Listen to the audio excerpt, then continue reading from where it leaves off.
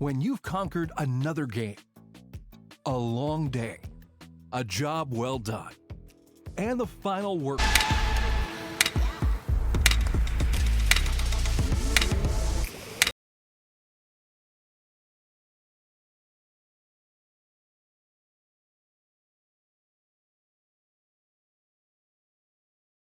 Conquered another game, a long day, a job well done, and the final work call. Where your place.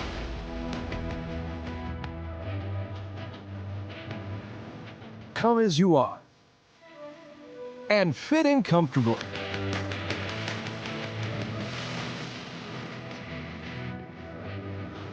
Mr. Mice, eat locally, enjoy casually. Stood at the pinnacle of curling and battled in the most intense games. Out on the ice, there's no room for compromise. And when the pressure's on, every millimeter counts. It's not just a game. It's about maximizing performance, Pushing limits. Seizing victory. When victory hangs in the balance, I know what I'm relying on. it's a gold line. It's a gold line. it's a gold line. And it's the choice of champions.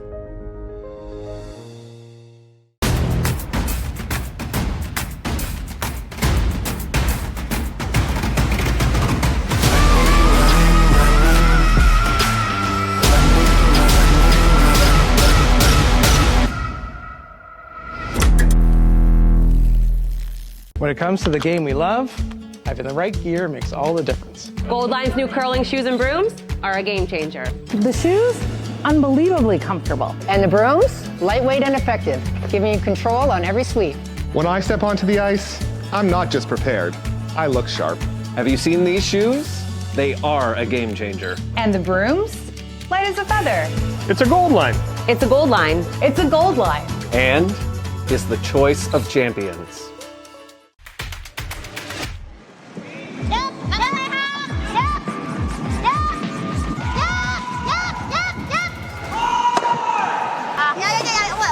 It has happened where people just haven't noticed and they've run out of time. I'm like, sounds good. Oh, overcooked it a bit. Jeez. Clean! Keep going, Edin! Keep going. Keep going. Keep going. Keep going. Keep going. Keep going. Minus 1,000 flash will win apres curl. Oh, they're really sweeping this, boys. They're really sweeping this. Oh, boy, you can't give up a steal here. Oh, perfect. Okay, nice shot from Kate.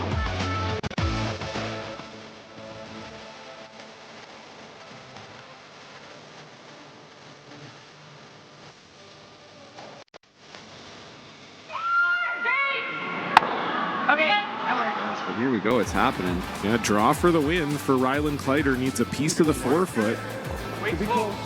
He's been really good all game. Trevor Johnson on this one here. Can't hear yet for line ever. No, they like line. Now does it have the speed? They like the line. Does it have the speed? They're going hard for line. You have to get by this top yellow. Trevor Johnson leaning on it. He's by it. Now does it stop in time? Has to stop in time. What a shot from Rylan Kleider.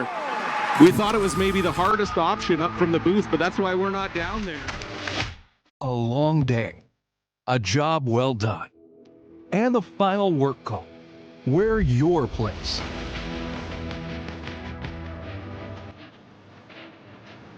Come as you are and fit in comfortably.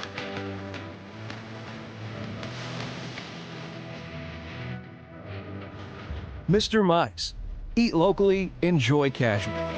Stood at the pinnacle of curling and battled in the most intense games. Out on the ice, there's no room for compromise. And when the pressure's on, every millimeter counts. It's not just a game. It's about maximizing performance, Pushing limits. Seizing victory. When victory hangs in the balance, I know what I'm relying on. it's a gold line. It's a gold line. it's a gold line. And it's the choice of champions.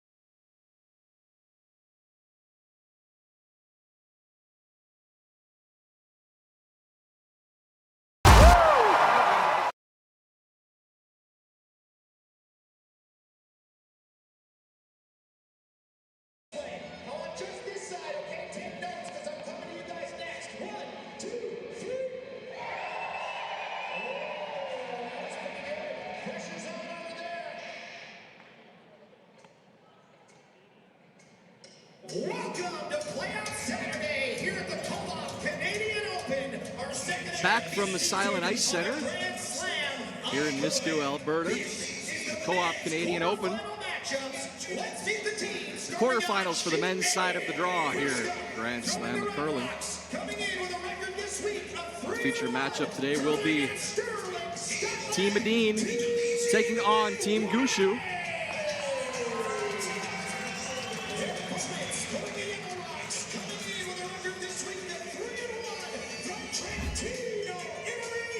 Take a look at the lineups for this matchup. Skip Brad Gushue, third Mark Nichols, second Brendan Botcher, and lead Jeff Walker.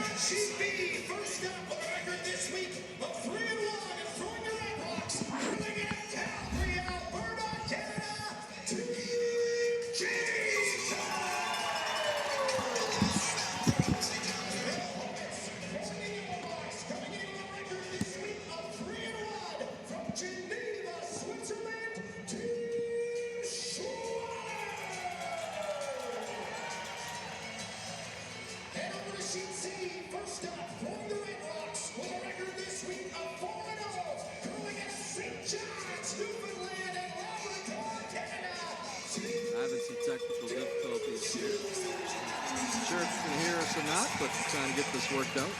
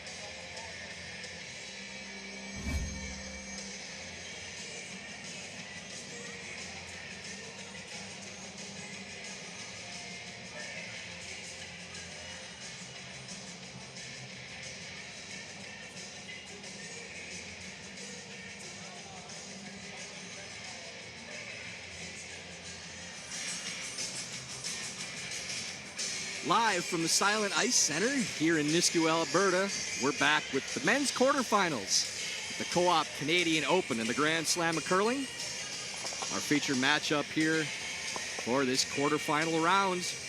Two of the all-time greats going at it, looking to punch their ticket through to the semifinals. We'll take a look at the lineups for these teams now. Team Edin taking on Team Gushue.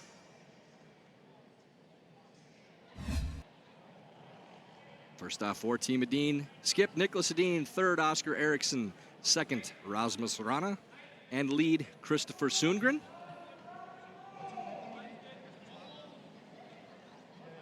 And on the opposite side for Team Gushue,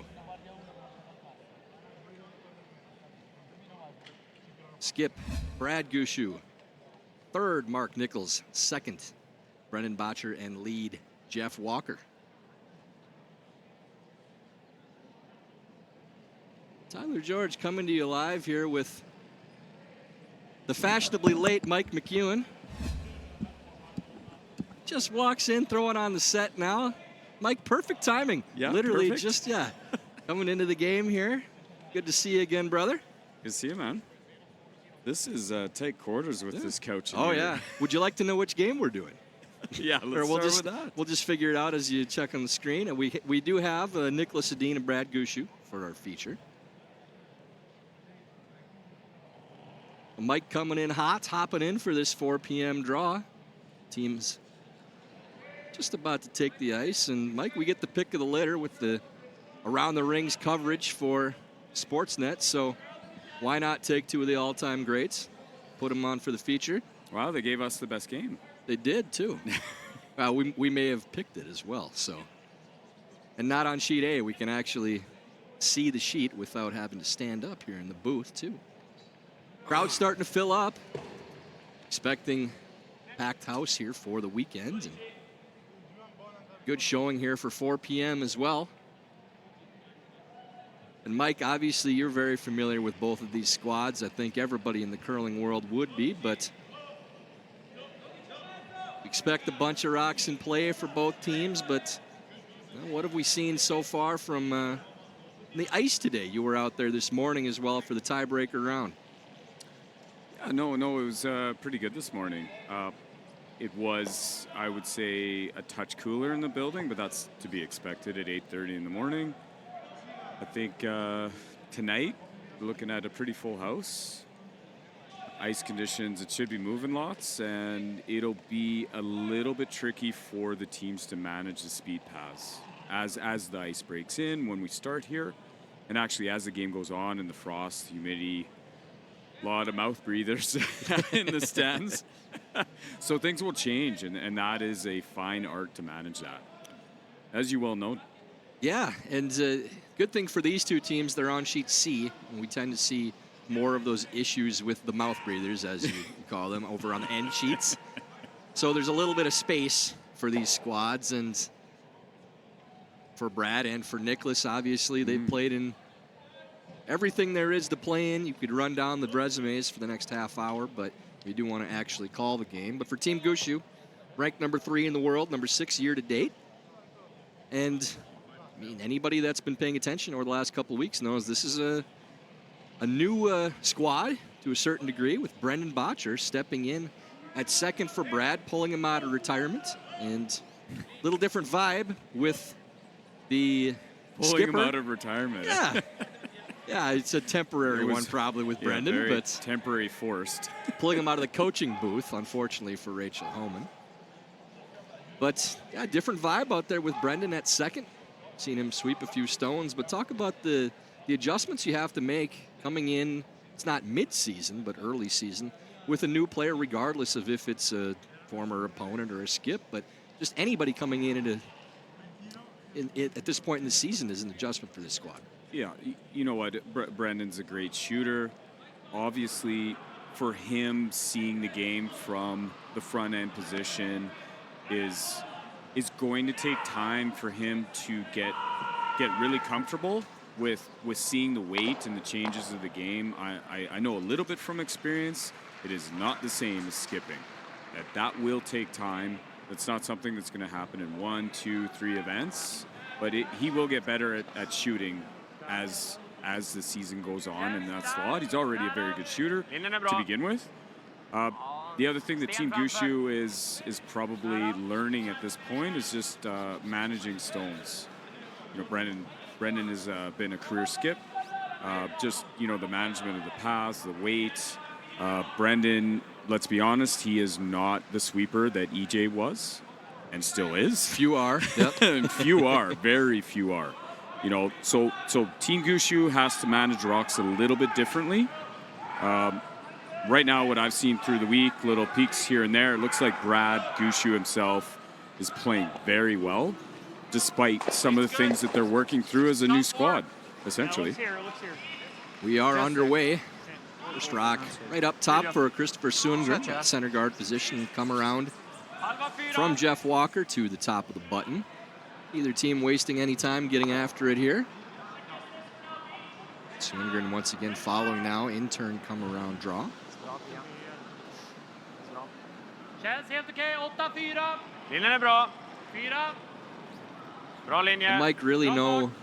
I mean, great slams, you're not going to find weaknesses on too many teams, period. But top to bottom, the lineups for both of these squads, you're not going to find a weakness. The only interesting thing, again, the new player coming in, the skip coming in at second for Botcher. But otherwise, when you talk Brad Gushue and Mark Nichols, I mean, they played together since the womb, basically. On the opposite side, Nicholas Edin, same 4-man squad that they've had for the last decade or so. Top 12. To 3 Olympics together with pretty close the same to a force. decade, So isn't it? do the math. Yeah, if they were in the 2010 games together, then or 2014, I should say, was the same 4. It's a long run for this squad, so we know what to expect from these teams. Don't want to cross it. Go. Set. Good sweeping. Yeah, no, the one thing with Team Edin in the in Nick's overall slam career is, can he turn it on in the Grand Slam? We know he can turn it on in the Worlds. He's done. Yeah, I mean he's the best ever. 7 world championships, and very rare, Mike. Such an odd stat with Nick. He has 3 more world titles than he does slam titles. You think about how many opportunities you get to win slams throughout the course of a season compared to a Worlds. You're only getting 1, and he also has 1 less Olympic medal than he does slam titles. So again, to your point, I mean, they play for the international competition. They try to peak towards the end of the season, and obviously with all the world championships they've won and the Olympic medals, they've done that very well. And Nick was in the booth with us early in the week talking about load management and not playing that front-loaded schedule that you see some of the other teams playing to try to make sure they qualify for slams. And Nick said, we're always right in that 7, 8, 9, 10 range probably for the points to, so we're in the slams, but very rarely are we right up at the top of the rankings early in the season. That comes later on for them. I think what we've seen over the past decade or so with Nick and his team is that he has mastered the long events. Right. The Europeans, the World Championships, the Olympics. The Grand Slam, it's a shorter format. You are playing the best of the very best. You do not get that anywhere else. This is the best 16 in the entire world, but it is a shorter format. Whereas I think whatever Nick's figured out for a formula for the big long events, he is arguably the very best at doing that. 5 rocks in play, 5 rocks in the house right now, all above the tee line, 1 on the tee. Kind of all just sort of staggered. Yeah, the angle's playing well for Team Edin right here with might be a little thin. The 2 yellows kind of cornered on both Gushue stones. So Brad wants to get these moving. Out, turn low. And here is that new teammate, the Rook, I guess we'll call him, Brendan Botcher. See how many of these Brendan can get moving for the 21 Brier champ, 3-time Brier runner-up, and 2012 World Junior champ. Whoa. Okay. So Whisker's the one. Actually changes the angles maybe a little more favorably for really Brad. just jumped a little. All piled up in the center. No, Mark Nichols was just saying it jumped a little bit, and that can be that early first end. Not a lot of rocks down the middle. The in-between path, too, as we mentioned earlier when you were here, Mike, that's those lines from mid-8 to probably middle 4-foot. When you get on those tracks, especially with the in-between weights, we see a lot of misses narrow and light with those fresh tracks. So can even happen with a peel, as Brendan just threw there. Oscar playing control weight. Change the angles around, lose 1 red. Didn't even say his last name. I think he's kind of reached that one-name status in the curling world. I don't know of any other Oscars. I was just trying to think. I think he owns that name. Yeah. And I think even if there were, he's kind of taken ownership of it anyways. Really good setup here for Team Edin with these angles. Gushue does have hammer. Third will probably do as well. Seen this with Brendan's. Okay. Quarter rock. 7.5. Just trying to think. Oddly enough, I don't think there's really another mic out there. Well, I mean, if we're counting Harris in the booth, so now you got competition on that side of things because you're in the broadcast. He's too far removed. He would say you're too green in the booth to claim it now for broadcast. Yep. That's what we're working on. That's very here. fair. Nice double there from Mark Nichols. Let's roll to a fairly easy double location for Nick. It's like the freshly shaven Oscar Eriksson out here as well.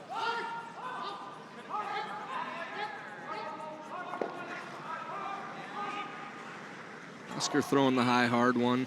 Like to roll a little towards the wing while making the double if possible to make the double tougher for Brad.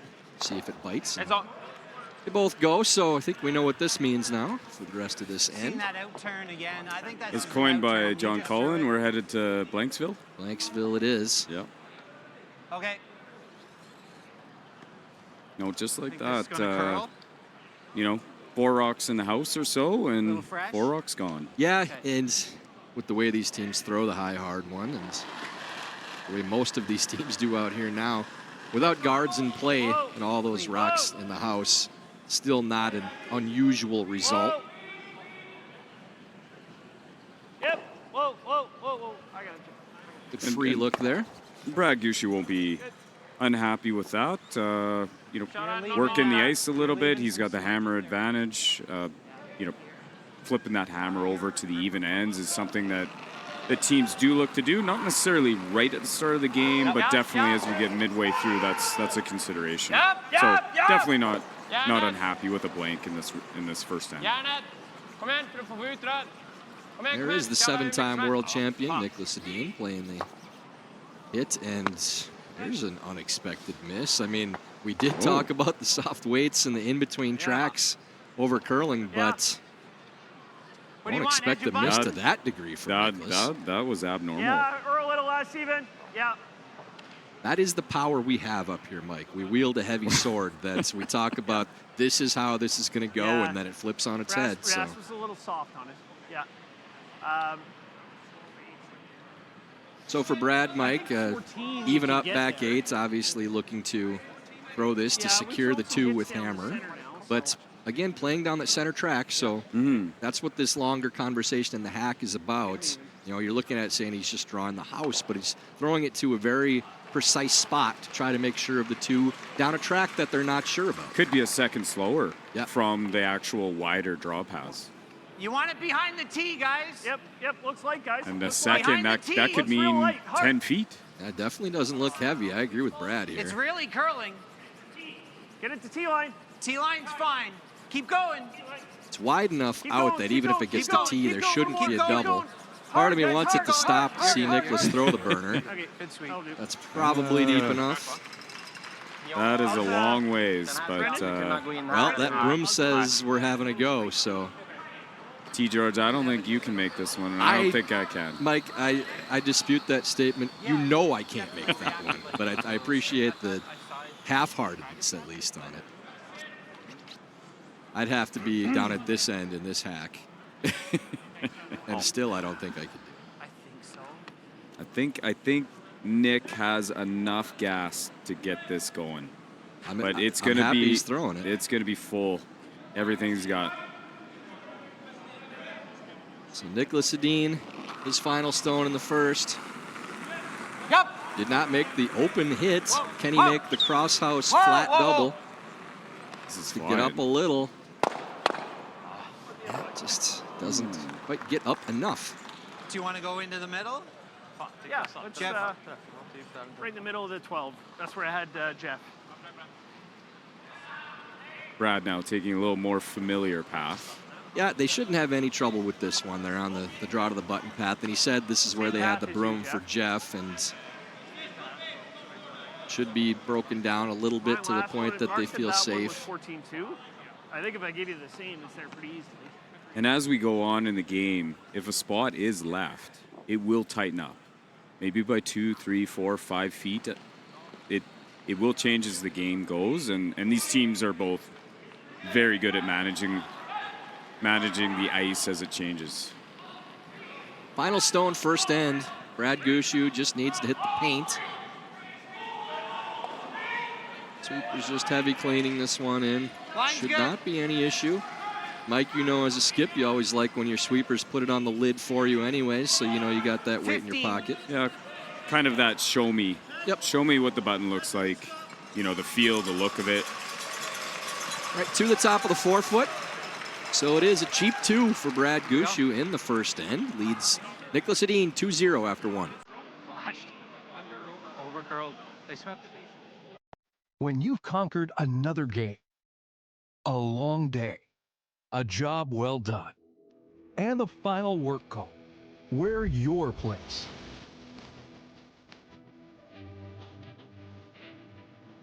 Come as you are and fit in comfortably.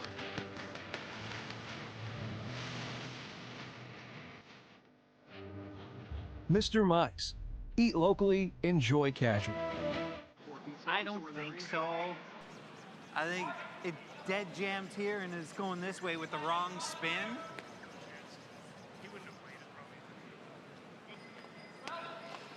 All right, let's capitalize on that. Maybe the most unexpected miss we've had this entire week. Puts up a 2 for Team Gushue over Edin. Nicholas Edin misses the wide open hit with no other rocks in play. And Gushue ends up with the 2. Tyler George here with 7-time slam champion, 03 WUGS champ, 24 Briar runner-up, Mike McEwen. Mike, it's hard to even explain that one. I mean, we're basically moving on to the next end by that point, and all of a sudden, that's flash by Nicholas. Gives Brad the easy 2. We could watch all year and not see that anomaly again out of Nick. It's just something that does not happen very often. Well, not just to Nick, to anybody in the field here, really. Yeah, you don't need 7 world championships to be surprised by that miss. Then you go to the corner guard now from Chris Sundgren. And like good teaching point too on the final stone from Brad is you see teams so often all they have to do is hit the house, the broom goes down, race to the other end, throw it. But they still had a conversation about the track. They still talked throughout the shot about the speed, tried to make sure they got it at least to the forefoot.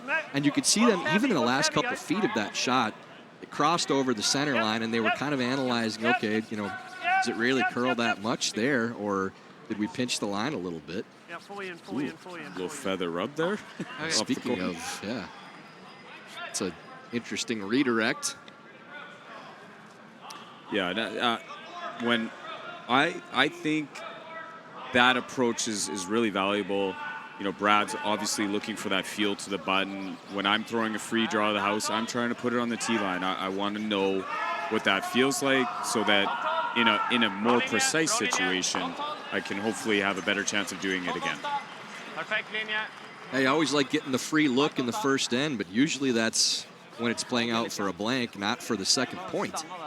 So Brad gets 2 with 1 stone there, no pun intended, with getting the free look and also getting the 2. Nice come around there around the corner from Chris Sundgren. This looks like a tough chase. I do not think Brendan can see much of this, if at all. You have to really nail his weight. Yeah, and you heard the call just through, as they're not even hitting it out the back of the house likely. It'll go out the side. This has got a long ways to curl still. Now it's turning off the center line. Will it get there? He's a little heavy, though. Yeah, the sweeper's called heavy out of hand. Don't know if Brad heard the call or not as he had them on, but that it was an immediate call that it was heavy from Mark Nichols. And that rock cozied up to the back bumper. I think Brad was just sort of calling just through the house, probably about 6 feet heavy, but that might have been the difference. Yeah, and he's probably hearing heavy as 3 feet heavy, not 7 or 8 feet heavy, which makes a big difference too. Yeah, and on those shots, you're often trying to throw the weight where, there's at least some amount of sweep, about 50% that you get to the weight that you're trying to throw, versus being all there out of your hand. At least that's what I like to think in my head, so I try to avoid overthrowing it. Sure. One over curls there from Rana. Brad looking to see if they can make this double here and miss the red. Instead, just now looking at the run on the corner. think the red would get contacted if he was to play the double. So Brendan Botcher getting to play this run on the corner guard.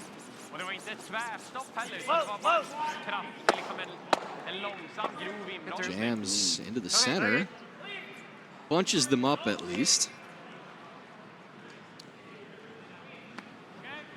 Not ideal. This is kind of what Nick would hope for. He's getting an opportunity to potentially hit and roll, get the play around the corner. He's definitely got rocks to use, so he's not unhappy with that result.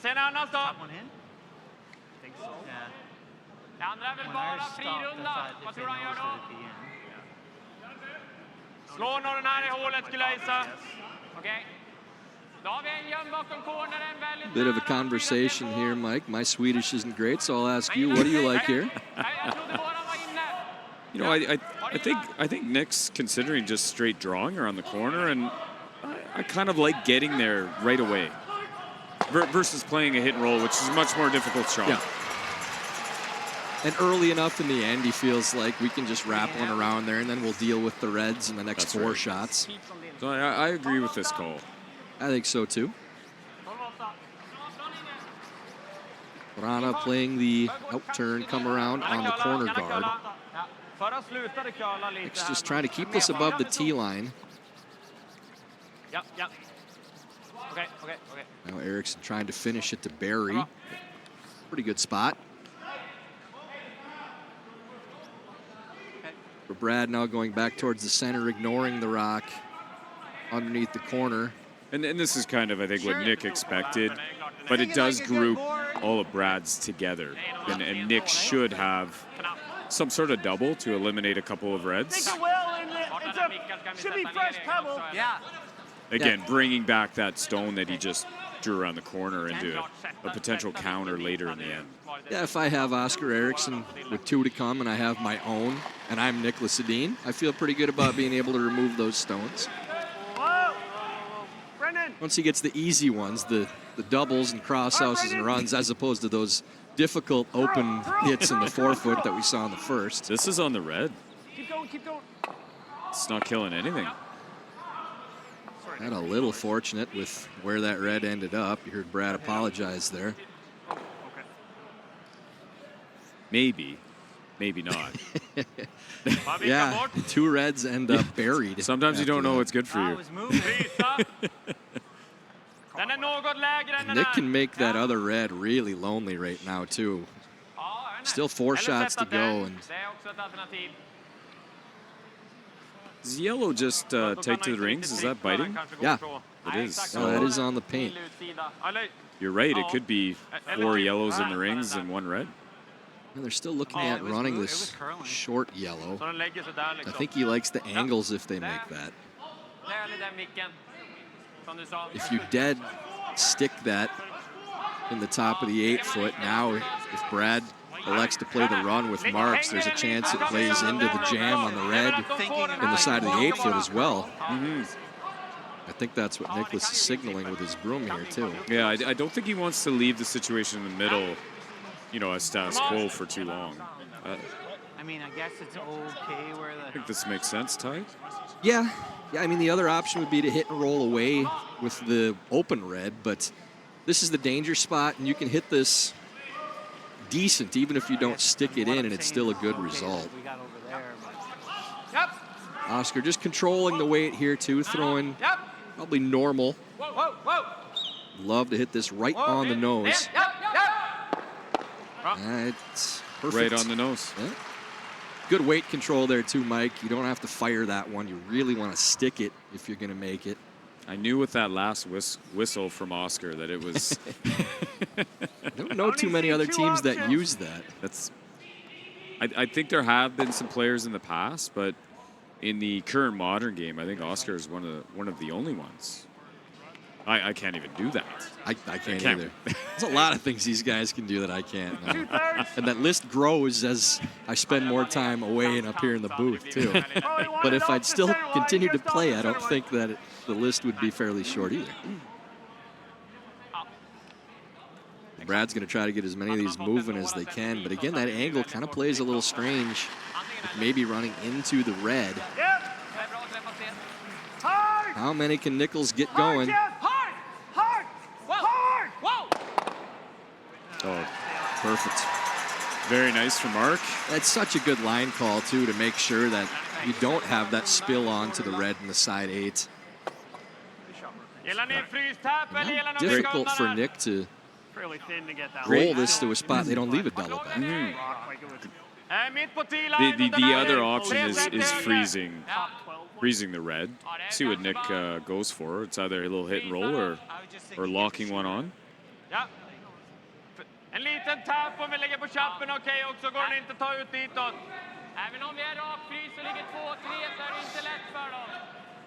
If that rock was even 3-4 inches higher, I think they'd consider taking on hit and roll under the corner and dare Brad to play the run. I think by Nick motioning his broom, if they can tap this in 1 to 2 inches, that Mark Nichols won't be able to fire big weight, or sorry, it would be Brad next, but he would not be able to fire and get all 3 moving.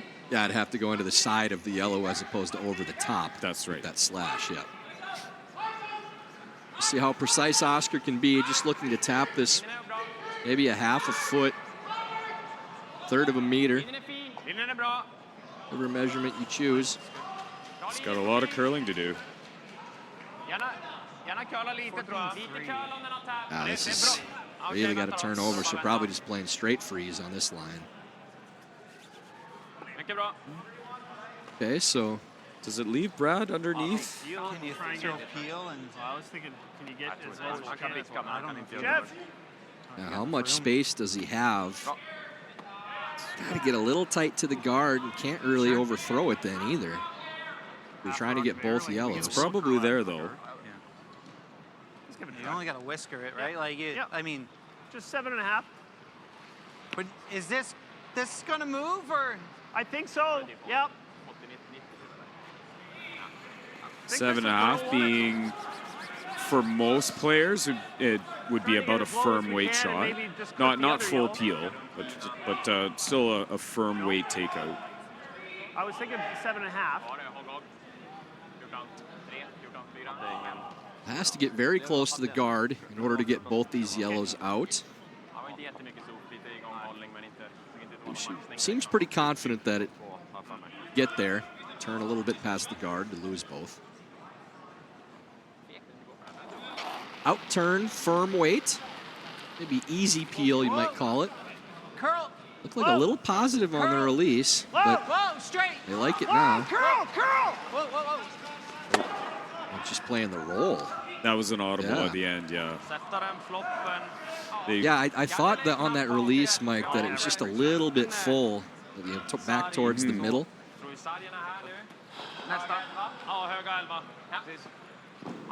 Ran pretty straight, eh? Even for the little feed I gave. Nick's got an opportunity to get 2 under this corner guard. Mark Nichols said it was a little full. There you go. All right. Thanks, Mark. Oh, you saw it. You saw it right out of the hand. A lot of reps up here. Getting a little rhythm. It doesn't take much at that speed for something to hang.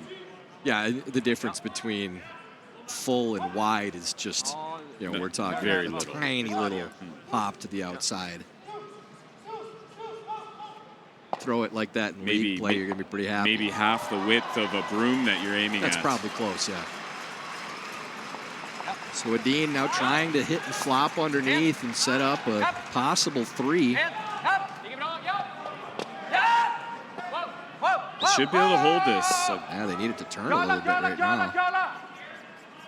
Yeah, just bruised it a little bit. I recall playing on the sheet earlier in the week, and to run straight in, hey? It did, yeah. And you heard it. What do you want here? Ran straight in at the end. There wasn't as much turnover into this corner as into the other corner. We've seen a little bit of sloping towards the middle of the building. And so it looks like it's going to turn over for you with that out turn into this corner of the ice. And it just kind of, I think it fooled them. Yeah, they never tried to turn that over until the last maybe 30 feet. And by then it's probably too late. So right, the path they wanted just didn't finish. So you're right on that line. Brad trying to get both these going now. Had a good look at it on the last throw.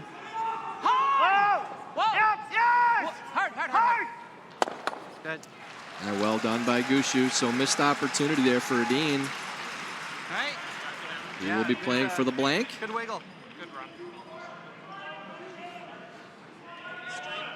It straightens out. Like it. I wanted to tell Brad too firmly, but I didn't think I was overly straight on mine. Yeah. Split and All those calls affirming what you said, Mike, that just straightens late, doesn't get quite that finish that you'd expect out in the wing. Yep. Yep. Yep. Max up. And another surprising error from Edin. Not the silent blank that you fear, but right on the nose. Takes a point, so a couple hiccups from the 7-time world champion. And after 2 ends of play, Gushue leads 2-1.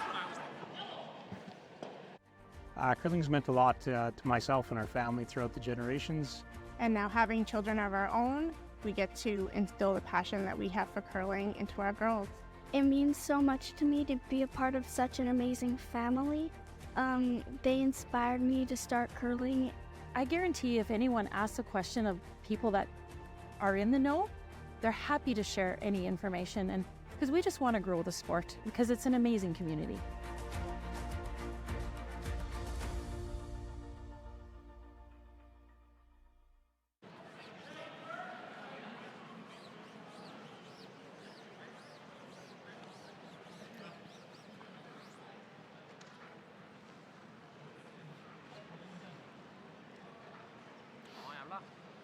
Mild avslutning ut på kanten där alltså.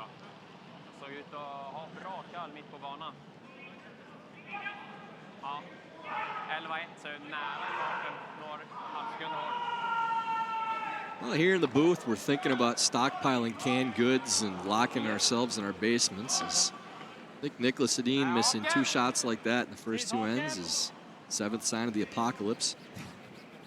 Gushue leads 2-1 after 2. Tyler George here with Mike McEwen, and Mike, forgive us if we're barely even paying attention to that last stone, just expecting Nick to make that shot. I was looking away at a different sheet. Yeah. Yeah, and ends up on the nose once again. So a couple of very uncharacteristic mistakes for Nicholas. The good thing for him is despite those 2 misses, they're only down a point without hammer. I've made some bigger mistakes that cost a lot more points than those. But that's kind of what makes it so strange, is those are 2 open shots where you're not contending with any other rocks in play, guards, things like that. So it's just very, very surprising to see one of them, let alone 2.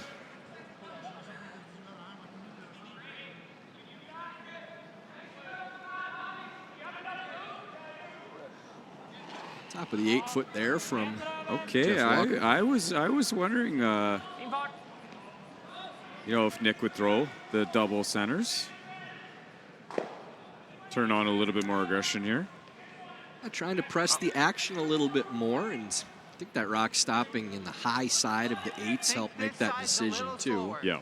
So now you have Gushue having to draw around that stone, but they still don't want to go back to T-line because then that'll be a chase freeze for Edin. So you don't have a lot of space you can throw this come around too where you're really happy with it, but you kind of have to play it at the same time. This is where leads really, we talk about every shot being important, but leads dictating the style of the end. This is why the position is so important. And 2 of the most consistent leads in the game, without question, Jeff Walker and Chris Sundgren. No glide there, hey? Sweepers, both sides really seem to be surprised by the lack of glide, especially when it gets to the house. I think as the game goes, we will not see as fast of speeds as in practice when they broke it down for the draw the button, and even in the first end. there'll be a little bit of decline as the game goes on, as the humidity, you know, the warm air, lots of people in the building. That's what I've noticed as a trend, unless you get a path really worked in. This one over curling from Rana as well, so some struggles here both ways. 3 yellow guards in play, but Gushue doesn't really like the high one. Gonna get rid of that immediately.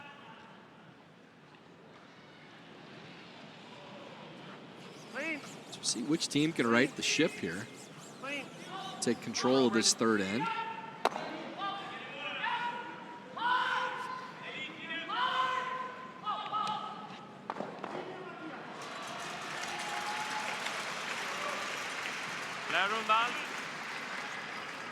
Det är ganska lätt att dubbla de här, men man kommer spinna av. Edin really taking a lot of time on this one now too. Kind of an odd setup on second stones. Double off the. Gillar att vicka åt något håll Come eller? this way, hit Ja, the kom back igen. and then come in. Den så lär de spela den, men då blir det kvar centerspel i alla fall. Like you have 2 tight guards, generally not a terrible thing without Hammer, but neither one on the center line, and 2 counters in the top of the 8s, but they're both between the 2 guards. Nick has really been thinking hard about this one. It's an odd situation, and trying to figure out how to generate a force without allowing your opposition, you know, a really good opportunity of getting a 2. Rasmus just ends up on the nose. Body language just a little flat right now for Team Edin too. I think the shock of the early misses from Skipper is taking the wind out of their sails early. Now Brad in the same situation as Nicholas, trying to figure out, okay, this is a little strange. Where do we go? And then Brad's looking to clean up some yellow stones. Again, he'll take a soft 2 situation if he gets the chance, but he wouldn't be unhappy with a blank here, to be quite honest. And then I would expect him to make a move to score in the 4th end if this doesn't work out. So Botcher playing the run, or the in-off, to lose both, sit in front of the other yellow. And the 5-time Slam champion and 21 Brier champ makes no mistake there. Now it's looking like force mode here for Edin, Mike, trying to spread these out and roll to the wing. As you can only see a little less than half of that yellow stone in the top of the 8-foot. A whisker thinner and. Yep. Yep. Yep. Yep. Oscar looking to hit about half of this with board, roll the wings. And you roll enough? Over curls too, so didn't seem real concerned about the line all the way down. And Mark's going to take on this double. He's made a couple of these. Even a quarter will. It's just gradual here. It's just 7.5. Yeah, sure. So here's that 7.5 call again, same as what Brad threw in the previous end. Just don't need to really fire this one. Yeah. Because Mark's got a few more gears lower than that. 7.5 is a walk in the park for Mark. A little thin here. Spills to backside of T. I say clean. Just give Nick a little bit of a chance to maybe go back to playing force. It did roll to a spot where it the shot opened up for Nick to play this freeze. That hits a little thicker, doesn't come down as much. It's pretty much on a quarter when I let it go. So Eriksson playing the intern freeze for the heathenistic southpaw. Just trying to lock this on.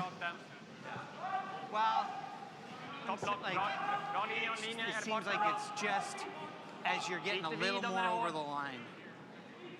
It's to hit the brakes here.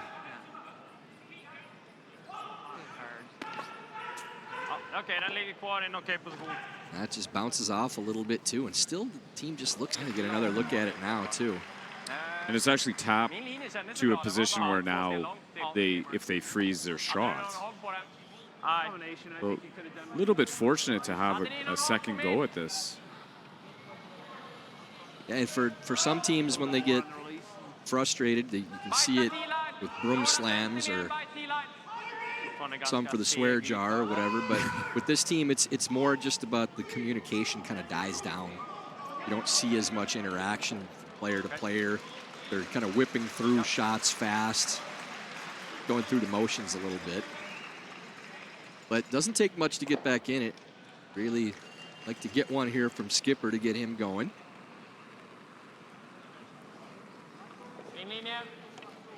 Not sure if that red in the front is on the paint. If it is, then really changes the complexion of this shot. It does look to be.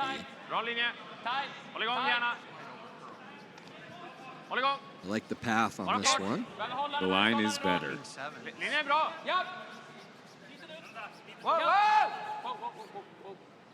That's really good. Nice shot by Nicholas. Little bit of a slight angle, and that in itself is really nice. That makes it that much more difficult for Brad to remove this, despite the space. Yeah, he put the broom down immediately to try to run this out too. So there is enough space. Yeah, and this is where what we talked about with the outsides of the house being a little bit dead can come into play too. That's you really got to get a little more action on these stones to get them out than what you'd normally see on major tour events. That there's a little bit of a fudge in the outside ring. There's a good look at the slight angle. Definitely looks like that top one is biting too. I think he's got to hit a small quarter. Gushue throwing Peel, trying to carve this over the top. Needs to be thin. Get out of the 4 foot. Go. Goes to the side of the 8 foot. And you heard right out of Brad's hand, I think he knew he was just a little tight where he actually wanted to get that running on the set, just on the right side of the center line. Yeah, that's so he knew right away. I heard him go, yep, out of his hand. Yeah, there's not much you can do with that when it's kind of made out of hand or not with that type of weight. So you can hammer the sweep, but if it's tight, you're probably too tight to make the shot already.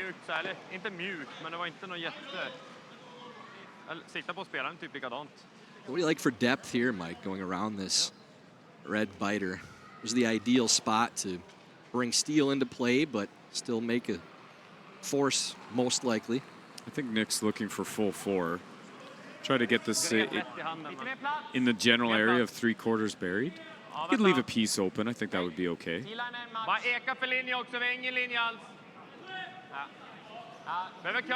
of line right now. This is really hanging out there. This looks heavy for line.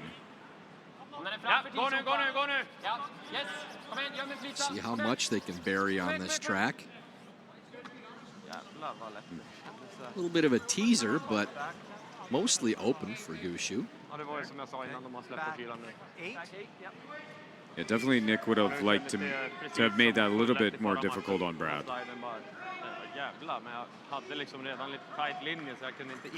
Brad picking a really smart weight call. But Brad is one of the very best at controlling his weight, getting it within a foot or two of whatever he's throwing, whether it be board, hack, back 8 in this instance.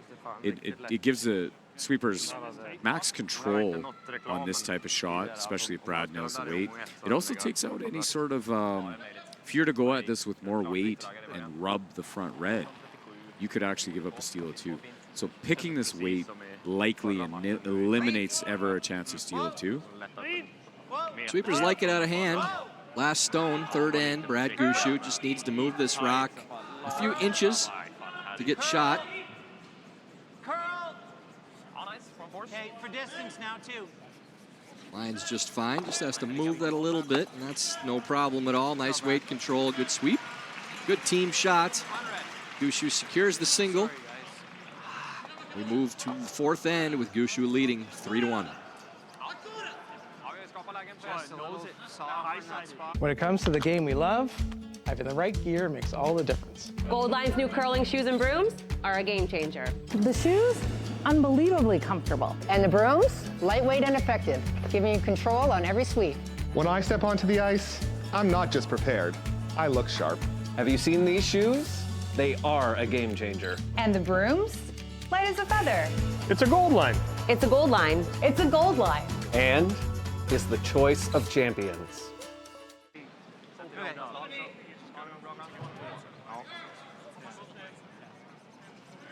Yeah, and I got it going that way too, so helped it down. Jag tyckte, vi gick ju inte mycket med första, men jag tyckte bara kändes Force när or han blank, släppte andra, ja. så bara, fan, den här är hård. Ja, det blir tre rad där. Typ samma spår. Ja. Ja, bra spel. A nice finesse shot by Brad Gushue with his last. Secure the single. Leading 3-1 after 3 ends of play. This comes down to, Right to the top of the forefoot, start things off Always again. needs a curl, guys. Looks here. And Mike is, as much as Team Edin probably feels a little frustrated with the start for this game, all they need is a 2 to get things tied up going into the break. And after all that, I mean, the differences in the scoreboard compared to how you feel about how you're playing, like they probably feel like they're down 4 or 5. But except it would be a full reset. Yeah. So you just need the 2 to get yourself into a 4-end game.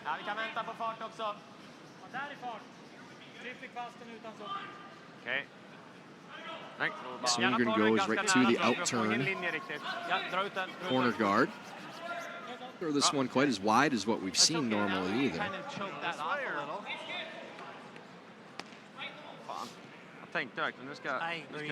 You think that was by design, Mike, too? They played the corner out wider in the second end and kind of straightened out towards the end with trying to, play the soft hit and roll underneath. It's possible. Maybe just mixing things up, but not wanting to go to the opposite side, maybe to a track where they're not particularly sure about the path. They know the speed here, but we haven't seen anything off the line on the other side of the sheet either. It is. Whoa, line's good. You know, unless it was a little bit of a misthrow, but usually if you see the guards shift positions, it's usually by intention. Yeah, and they didn't really hammer that to finish either. No. So they could have carried that farther out wide, and it wouldn't have been incredibly tight. That tells you that they probably were trying to throw it onto a different track on that line. Great weight. And here we go. We'll get to see coming across the line in the other direction. This should finish pretty hard, Tyler. Yeah, and they were playing to the edge of the logo again, so it's going to go beyond that. Yeah, it overcurls a little bit, but yeah, Mike, that was called for that one for sure, that they were playing to the edge of the logo. So they're definitely intentionally throwing the corners on tighter tracks. Nick's got a method for it for some reason. When they are on tighter tracks, sometimes there's an opportunity to run those into the middle later in the end. And Brad's looking at the draw paths right now and saying we've got a center guard, we got top fours, we might as well just throw another high one up because there isn't a great way in. At least then it's usable too, right? Like. And if Brad was to come in again, I think there would be a very good option for Team Edin to kind of splash at least a couple reds, and then that might give them an opportunity to play the corner. With another center guard, it's going to be more difficult for Nick. He has some work to do to get those corner guards involved. You hear the cheer in the background. Amos Mozaner just played a run double. All 3 opposing teams stones that probably had enough weight to get to Red Deer from here. Made it. Very well done. He is kicking hard. That one skates into the top of the 12-foot. That'll give Edin a chance to clear up the middle and probably keep the shooter around for something useful. Got a 4-second split on your kick, too. Yeah, so Mark just talking, you know, they were looking for a middle guard. So that's just talking that Brendan kicked too hard on his. They're talking about a 4-second split time. That does seem maybe a little bit too fast for a guard. If we had told him a little bit sooner, we probably could have froze. Both teams have been very deliberate with their shot calling to this point in the game. Not a lot of flow. Part of it, I think, Mike, is there's just been some strange setups with where the guards are and where the rocks are in the house.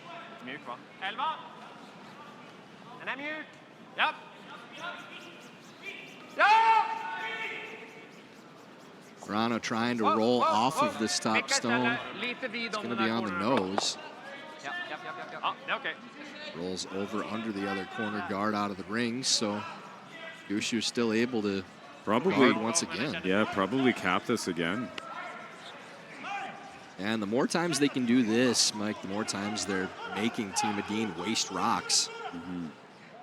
Have no chance to attack at this point. There is no spot to draw to where you're not eventually going to have to move that rock off the top of the 4-foot.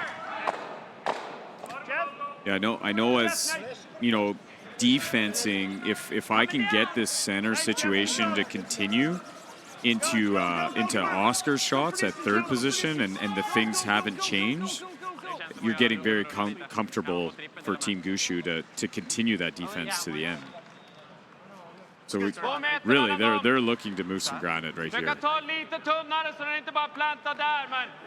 it a little. Like he didn't.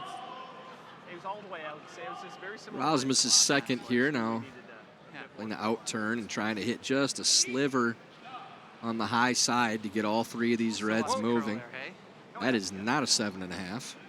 No, you could actually see he kind of got going a little bit tight and needed a correction and fed that back. So just a little bit. Unfortunately, he had to make it a correction on the tight slide, but feathered it too far back, hit the guard wide. So just a little bit of an off slide for Rasmus. Very comfortable end here for Gushue. Just replacing the guard once again. And here we're getting late for Nick to have an offensive chance this end. You would love that some of the middle is cleared going into third stones. So a lot of work for Oscar coming up. Off. Okay. Line's okay. I mean, we don't call Oscar the magician for nothing though, so we'll see if he can clear a lot of granite. I'm going to take this one maybe a little bit tighter than what they would have liked, just because they had to finish for line. This one lines up a little bit better to try to get all these moving. It does. Good judge. Yeah, it's good to be there. Nick's looking at a little chase and roll as an option. I'd be pretty surprised if they don't eventually settle on the triple. That chase looks pretty difficult. I'm expecting they're going to give this middle a go with some peel weight, but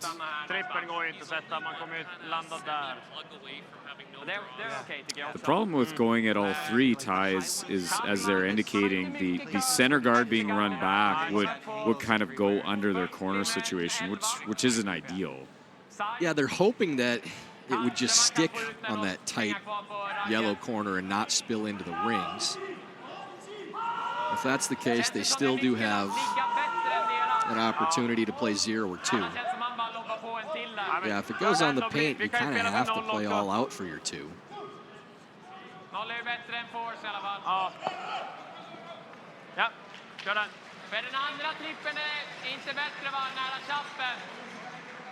And the other option would be just to play the opposite side. may not get the third one, but open it up. Or clear the middle. Yeah, and no risk of having any Reds go in the house. And Team Edin with coming up on 20 minutes remaining on their clock already here. Not too low on time. They played quick third at least. Yeah, a lot of conversation right now. Yep. Whoa. Yep. Whoa, whoa, whoa. Ooh, there's one of those that the worst spot to hit is half-inch off of the best spot. And he's got just all of it. only one goes. Kind of like right there. Okay. Yeah, if we don't, he is. Yeah, if we go there, he's going there. Yeah. So, yeah. Good conversation. Yeah, that's one you hear quite a bit too. If we don't, they will. So every bit as important to take this position away from Team Edin as it is to make it yourself. They have no problem with Nick having to chase that tight center guard to run it back still, as we're on third's last stones. Brad right now is definitely eyeballing. We're either stealing or forcing at this point. Line's good. Wait, don't wait. Yes. Yep. Yep. Mark's line looks really good. Hard looks right, guys. Looks Getting tight now. Go, go. Keep going. Get it past guard.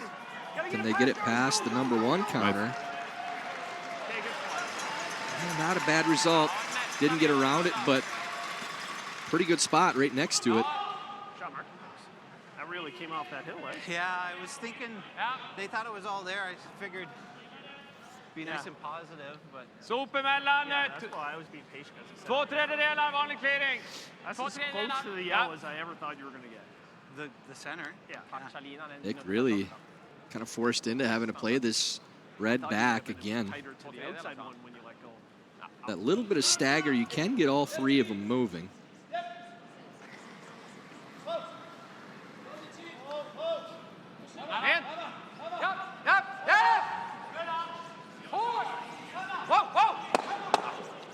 Just sticks in again. Another stuff. So Edin getting some rough results right now. Yeah. Right, like. It seems to be piling up on him a little bit. Like just can't seem to get that half an inch right now. No, not really. Yeah, do you go high? You can go here, try and get there. That's tough. Yeah, and then he plays this, right? Yeah. Man, if he's playing even off that corner right now. Do you ever go in turn? Well, that's what I motioned first, but same sort of situation, Mark. Like if I tap it on the nose, he could still do that. Yeah. So it might be best just to throw the guard up here.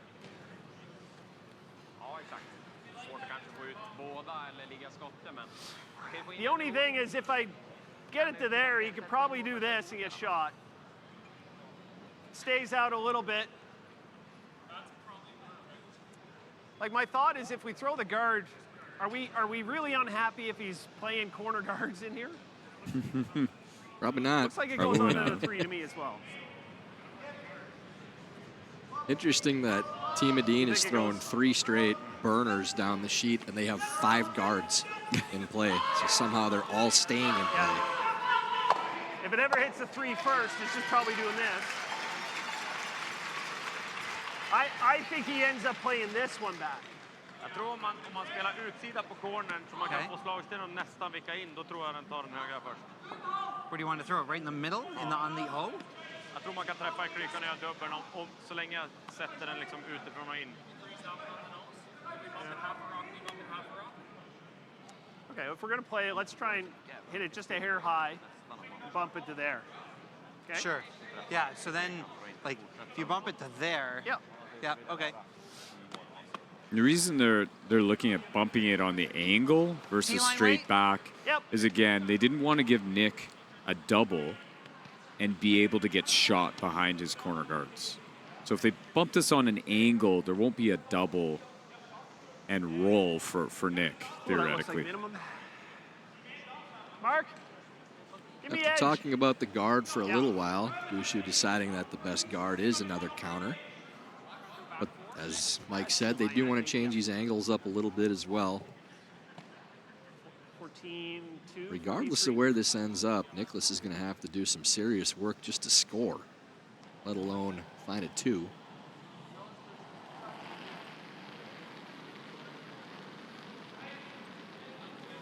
Clean. Whoa, whoa. Clean. Whoa. Whoa. Close, Jeff. Curl. Hasn't started turning yet. Really holding that line.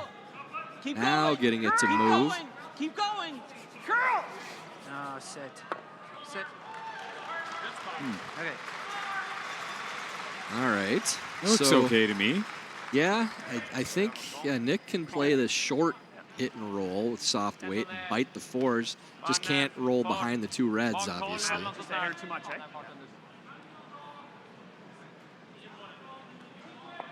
Yeah, the interesting thing, Mike, is if you roll just a couple of inches, the 2 reds kind of choke off the hack weight shot on the inside. So there's not a lot of space to come through there, no. But if you roll a couple inches too far, then Brad will be able to hit those reds right onto the yellow. So very precise little chip and roll. Gonna want to roll just up to the center line, but not any further. Yeah, you just can't be anywhere that they can play the red into yours and clear it. But you can get it to a spot where it'd be very difficult for Gushue to get it out. Edin playing probably back line. Just trying to tap this red back and roll a few inches under cover. Yep. Whoa. It's really late. Whoa. Whoa. This is quiet. Yep. Doesn't have to move it a heck of a lot. Sit. That's pretty good, I think. Yeah. I think it's good. It's good, yeah. The 2 might be tough. Gushue's looking at just guarding and giving them the 1. Tap that on the nose. Oh, that's a good shot. We're trying to. We hit half rock low even. If it makes a double, this one will count. Sure. Now if they try to hit the outside and have it drag, it's just jamming in the red on the back of the 4s anyways. Brad might tap the double reds, tap it right to the side button. That's what they're looking at now. 2 more feet of weight.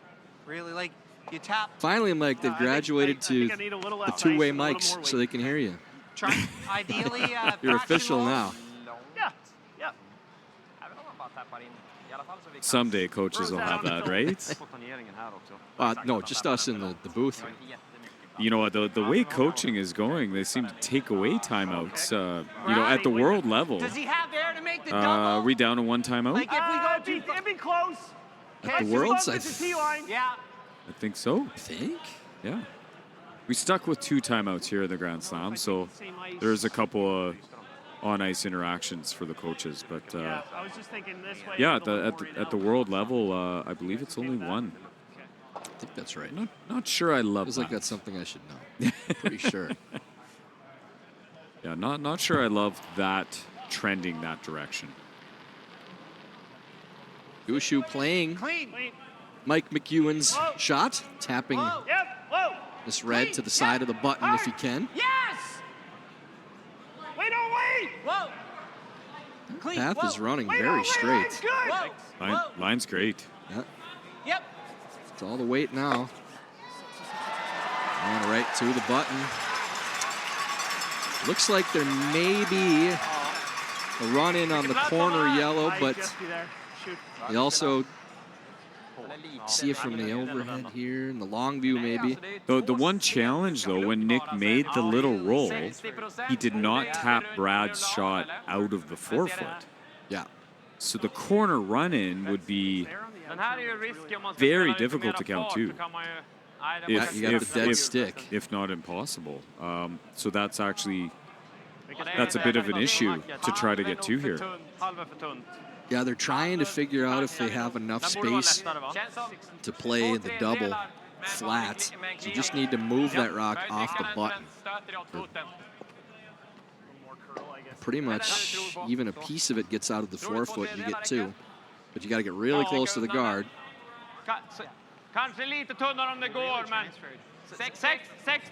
That corner guard run-in is there as well. But Nick's going to take on the worm burner. Are these dead flat, Tyler? Pretty much, yeah. I think the one on the button might even be a hair higher. So this has to be dead flat sideways to get this moving. Oh, it is a hair higher. Yeah. So this needs to be very tight to the guard. Just move that stone a foot. It's probably good enough. Final stone, first half of this game. Nicholas Edin, out turn, hit, roll in, try to move that number one counter.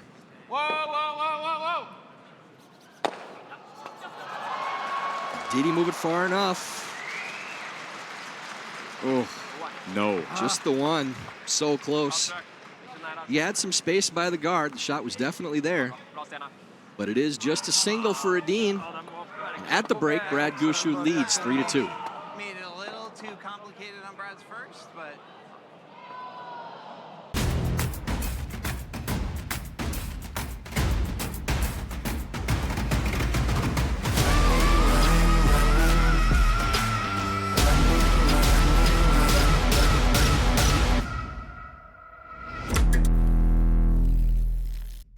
When you've conquered another game, a long day, a job well done, and the final work call, we're your place.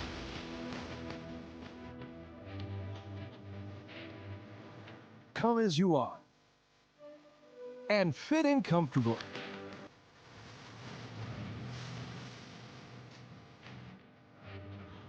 Mr. Mike's. Eat locally, enjoy casual.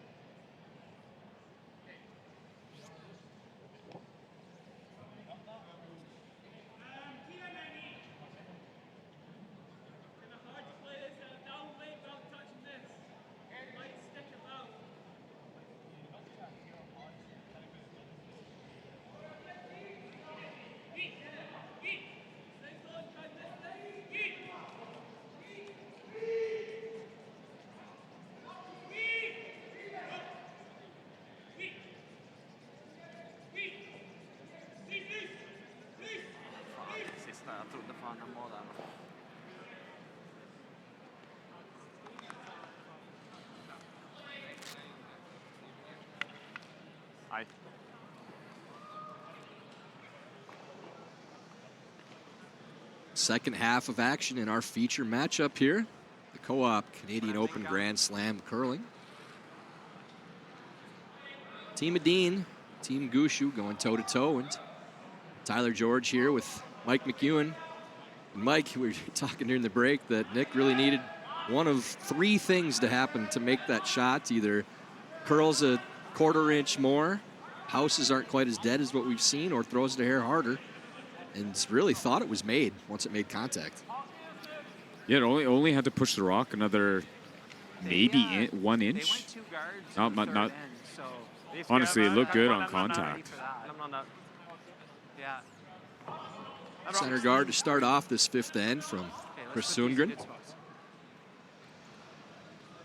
Right on the logo, co-op. Exactly. Top four. Okay. Wait on lay line dead.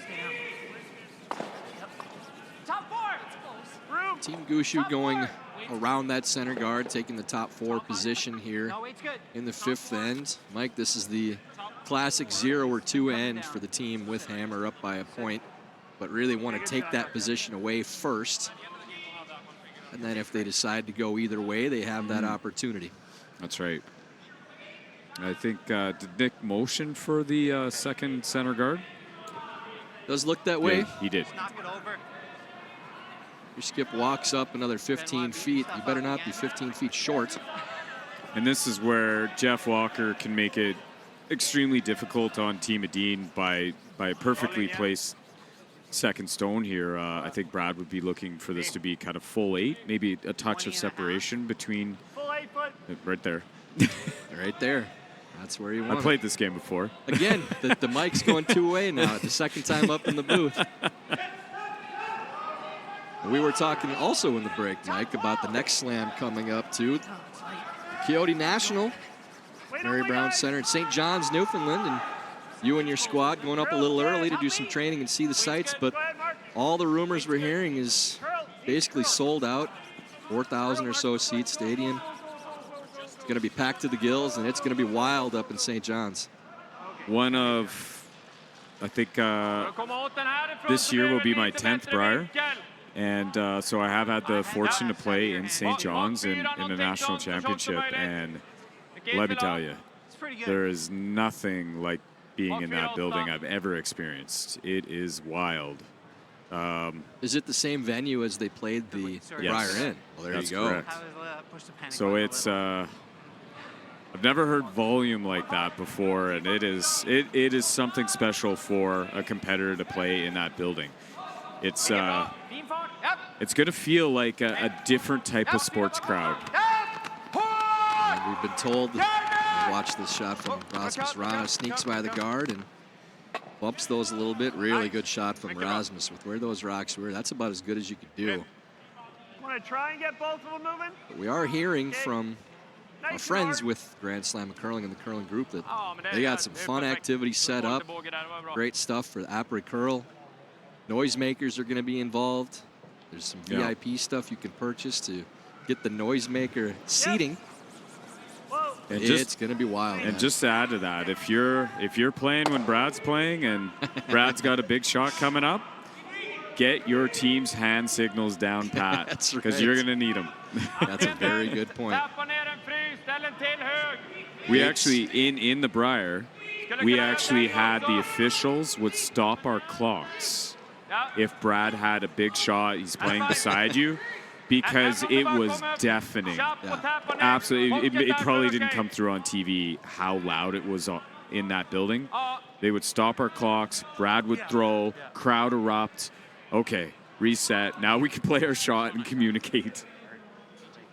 Dates for that event for the Coyote National in St. John's, November 26th to December 1st. Right around the corner here.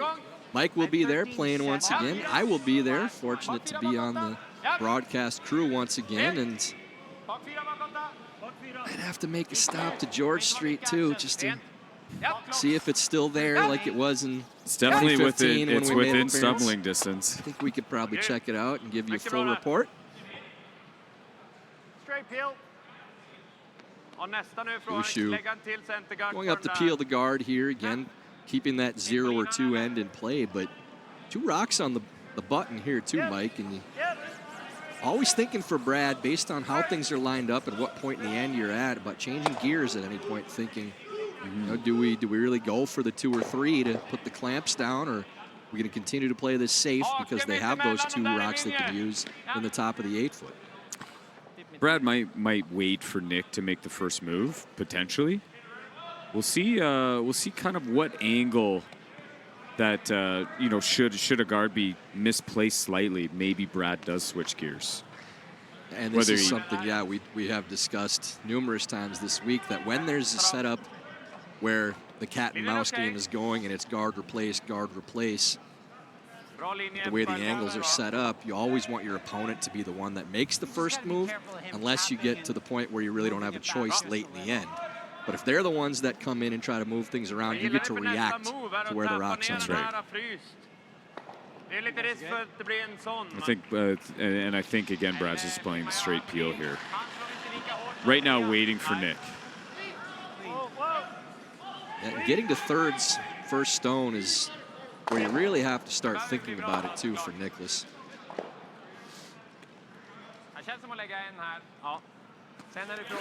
You're taking a little bit of a risk throwing one more guard. Now you're down to 2 stones. I think he could. Yeah. I think given the setup that I would throw another one, especially considering Mark Nichols is still up and has big power. I might be inclined to wait one more shot,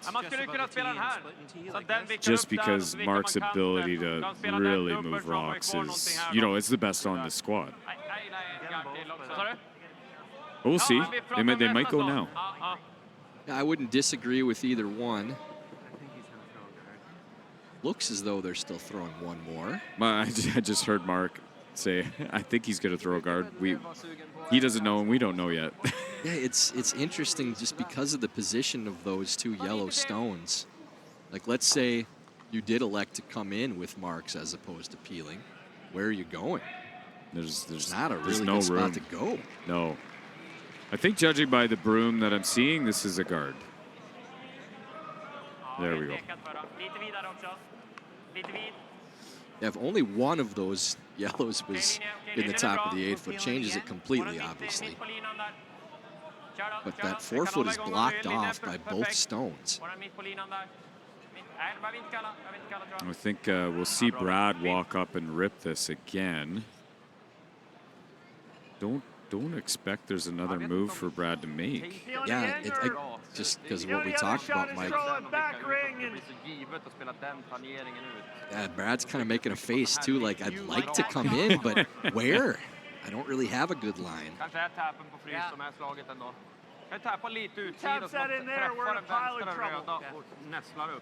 Yeah, I agree with you, Mike. I don't think you have much choice but to just peel this here.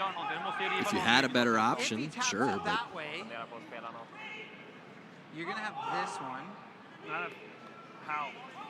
Yeah, I was thinking the same. How? How? Okay. So you're thinking this? Brad was just bringing everybody down for a conversation. Do we try to move these yellows a little bit by drawing into the... He made us play this and stick that there. And then he might have us lined up both ways. Coming around the guard with maybe a heavy draw type weights to maybe jiggle things, but it's odd to say because they're sitting 2 on the button behind 3 rocks, but it feels like Nick kind of has the advantage, right? Yeah. And then he plays the 7, right? Oddly enough, yeah. Så den ligger i bra vinkel och slagstenen också där framme. Lite utsida så har de ju inte riktigt. Nick does still need to make a good tap. Taps are always more difficult than drawing to the position that you need it in. I'm going to have to make 2 really, really good shots to score. We're talking about a guard of their own. Coming to top 12. That's what Brendan tapped for the last thing he did. I don't love that. That outturn looks real hard. Okay. Yeah, Don't you think? This has to be placed really well to not have Nick still have a chance to tap, right? I mean, where can he throw this that Edin doesn't have tap in? And now it's behind 2 guards. And now they're going to call timeout. I think Brad was thinking the same thing. I think this is a bad call. Yeah. I do not see drawing in the top 12 being a good... You're still going to leave the outside yellow exposed. If Nick taps that and rolls that, he does this.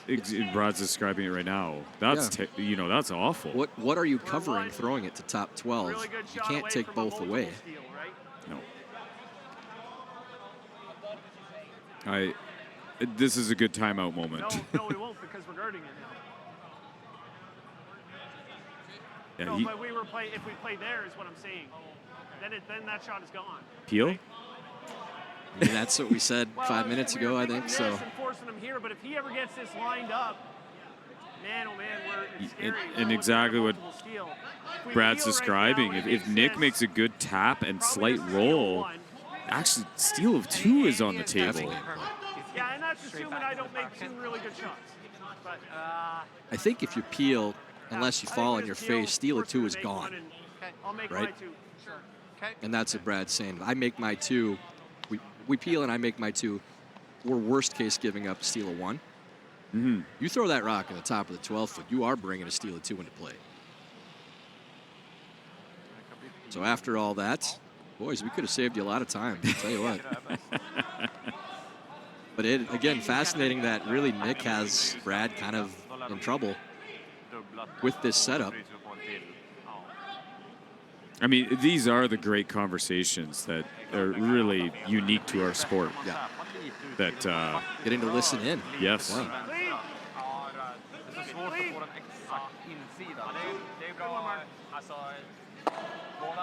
So after all that, Nichols makes the nonchalant peel. And here we go. Nick's going to have to make the first move. The question of which one is Nick going to tap. I'm thinking it, as we look at the screen, it would be the right-hand yellow coming, or now the left, coming back straight. Yeah, that plays into a better angle to create a pocket. You have to move the other red more on a worse angle. This one you're tapping right into the angle that works best for you. Could hit it a slight bit on the high side. Still would work out with the right weight. Yeah, he just has to be careful not to leave just a nose double for Brad, but there still may be a freeze to a pocket after then too. So as long as you move that red stone to back 4 and create that pocket, I don't think that Brad cannot leave him that on the last unless he pieces one of those 2 out, and then Nick can get the force anyways. And the reason sometimes taps are a little bit more difficult, you need to tighten the ice. You're coming into the middle earlier. Sometimes the shape of the curl can change. It's a little bit more of an intricate shot. Dean playing this in-turn tap. The yellow rock touching the center line. He may not even want to move those stones at all and just tap it to nestle in there. Don't want to over curl. Oh. And moves the back one. A little bit of extra weight. Interesting angle again, though. Yeah. And any contact on the yellow on the right hand side as we look is it's coming straight back onto the back red. Oh, they're talking about playing this thin. Yeah. I like that call. He's talked about both right now. Not if I just squeak by. Slashing the outside or playing thin on the inside. If you ever do this, Brad, I think I like what Brad indicated on the out turn, trying to make that little slip double. What do you think? Even just missing it and then pumping it over sideways. 2 shots, guys. I think is this thin or this? It's really thin. Kind of lean an out turn. I like the out turn. Just miss. Out turn, just and miss. If you ever paper ticket. Okay. Probably right there. Yeah. Problem paper tick. We're killing our red. I mean. Maybe. Yeah, and if it's. But if he just misses, that is. There's a couple really bad ways to miss this too. I like Brad's chances of making the double though on the front. Now there might be still a yellow, obviously sitting on the button there, but it's a lonely yellow. Yeah, there is a way redirecting just wrong that both reds go. If he was to hit this too thick. Yeah. So Gushue trying to just paper thin redirect, get both of these yellows moving in the top of the 8 foot. Pretty good shot. I think that's a pretty good result based on where they're at. Yeah. Almost got the yellow pushed right out the right-hand side of the screen. Det är svårt att dra någonstans. It's really good. Ja, eller Did he just paper it or just got by? Just got by. Good shot. Probably about as good as he could do. Yeah, that's a really good result there. He's still likely going to be looking at 3 if Nick makes this, but we'll have a straightforward shot for his 1. Open hit on the side 4, which all things considered, I think Brad's pretty happy with that. Yeah, fascinating end. Dead beak here for Nicholas. Will lose both yellow or both reds, excuse me, and make Gushue look at 3. Really important shot here. Needs to get both out. Playing the out turn. Whoa. Real close. It's got to come up a little. Got it. Yeah, well done by Nicholas. I've seen both turns. Nice. Yeah, I'd like the out turn. I'm thinking. Tap. Yeah, sure. Like that. Well, I'm always hesitant to play. I love these. This type of weight with the center line dancing. Yeah. Like if it's not quite across it to start with. Depends on the sheet. Yeah. I often find that on this side of the center with the out turn, you can really hold it for a long time and then let that calve over it, with hack. Yeah. And it'll just be a nice shape for both the thrower and line caller to get right. Yeah, so I actually these are one of my favorite shots. Yeah, for this one, I don't think there's much of an issue with a peak in the center either, where you're concerned about it having to climb the center. No, and there's been a bunch of hits runs down the center, so Brad should have a very good idea on this. Clean. Whoa. Whoa. A little positive on the release, but see if it gets across. Girl. As long as he's nailed the weight, he'll be okay. Clean. There it goes. Yeah, there's the turn they're waiting for. Right on the pretty nose. Much perfect hack weight. So Gushue secures the single in a back and forth topsy-turvy end, and Cut out of it. they lead 4-2 after 5 ends of play. Oh. It never looked like a deuce. Like Curling's meant a lot to myself and our family throughout the generations. And now having children of our own, we get to instill the passion that we have for curling into our girls. It means so much to me to be a part of such an amazing family. They inspired me to start curling. I guarantee if anyone asks a question of people that are in the know, they're happy to share any information, and because we just want to grow the sport because it's an amazing community.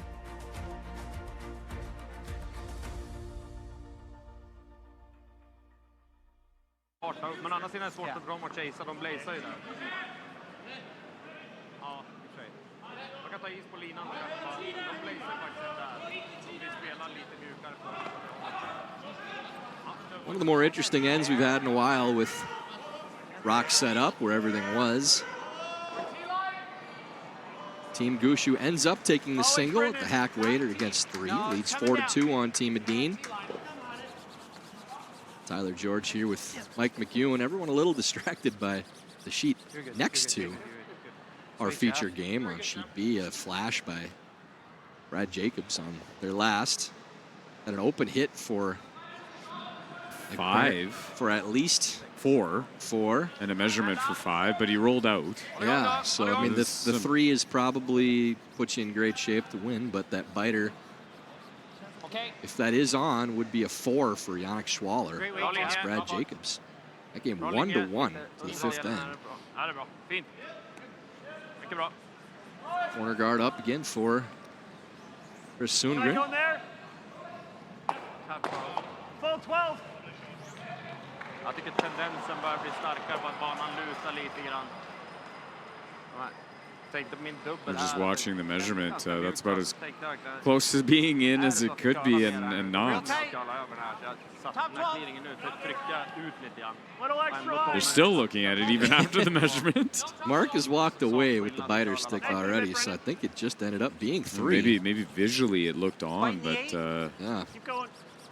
Sometimes you gotta have those little nuances. If the hole, the button hole, is not drilled perfectly center, that can change things just ever so slightly.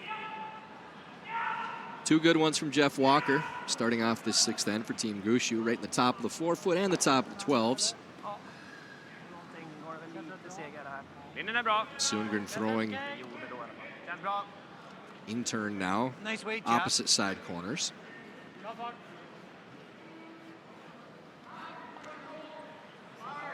Both these leads just quietly going about their business, making pretty much everything.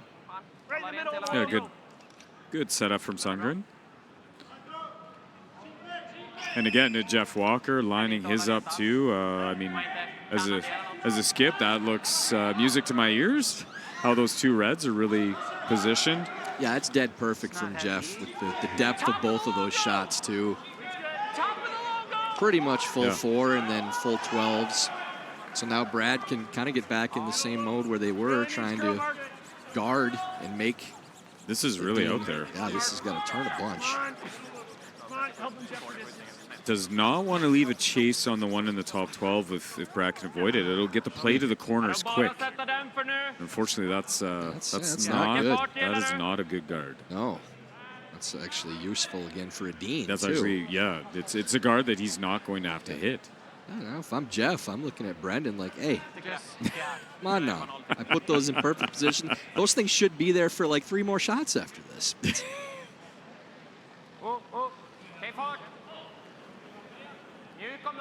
Rana trying to play the board weight, hit and roll over under the corner if they can. It's looking close. Gotta go though. Just took a little jump at the end, and I think there's a piece poking out. I think so. Mike, I don't know about for your team too, but I don't think you're doing it here at the Slam. But playing in tour events sometimes and trying to have some fun. Some of our older squads would try to make lead stones count and score points when we're playing against a lesser opponent, something like that. See if you can make that number 1 rock count. 1 or 2, yeah. Yep. Either one. The year I played with Pete Fenson back in 2009, 2010 season, we did that a few times on tour, and I was playing lead and vicing. Try to have that rock sit there the whole end and count. And Brendan unfortunately did not redeem himself with that throw. Yeah, a little struggle here from Botcher. He did get the corner off, so I mean that is good, but that was quite exposed. Would have expected that he would have got contact on the rock in the 12-foot. Now again, that's that pull into that corner though, where we have seen movement. Yeah, that turn going away. So it could have been a little bit of a tight throw, but also a little bit of unexpected movement into that corner that caused that miss. Yeah, the conversation with Gushue and Nichols, I heard Brad say, just kind of got it going that way. Yeah, so that message will be passed on to Brendan if he chooses to hear it. He probably knows. Yeah, I think he has a good sense of, at this level, most players will know where they're sliding and if they made a good move on it or not. I think Mark was asking just more for his own information, so too, if they have to play that way. They really hadn't played that turn going down very much with seeing the out turn. And you don't want to stack misses at this level. Yeah. Having a miss here or there, you can recover from. It's when you have 2 misses in a row, that things snowball on you. Fortunately, I can speak from experience in our tie break this morning. Yeah, that didn't go so well against Dunstone. That sheet A just seemed to be really difficult, especially with the in-turn going away, coming off of the wall on A. If you got out wide, it would just bank down hard. There was a little bit of bank out for the wide. If you got on edge 8, it kind of ran true. And if you got a little inside that line, it would cross up again too. If we were seeing it right, based on I think that's a fair assessment. Just kind of like a little hill up and down where you've got to be really good to edge 8 to get the consistent curl. This looks like she's going under all the way to the other yellow corner. It's a really great result. I like that a lot, Mike. The wide roll as far as you can get it, because for Brad, if they're going to take on that double, even if they stick it, you're lobbing right around the corner anyways. So You're playing 2 shots ahead, assuming the make, and if they don't, you can still lob around and sit 2 under the corner. Vi måste någon gång få bort den där. Like Annars så blir det så svårt att half komma the runt rock här. goes here. Yeah, it's that old concept always. Sure you'll have enough weight to kill it. What is my opponent going to leave me after he makes his shot? And Nick, Solid normal, yeah. Nick recognizing that we need to roll this big. Mark's going to give this a go, I think, with a bit of steam. Solid normal. Kind of a weight that he can't probably roll over top. Yeah, the dead roll still stop before going over the top if it's too thick. Curl. Curl. Whoa, whoa.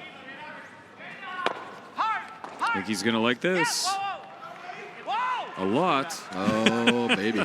Look at that shot. Good. Think it's good. Nick might actually play off the wide one right now. Just even if he pushes it into the open. Yeah, doesn't need to kill it. That roll by Mark was so good that he has to deal with it now. Yeah, even if you don't kill the second one, you're kind of daring Gushue to play the freeze then.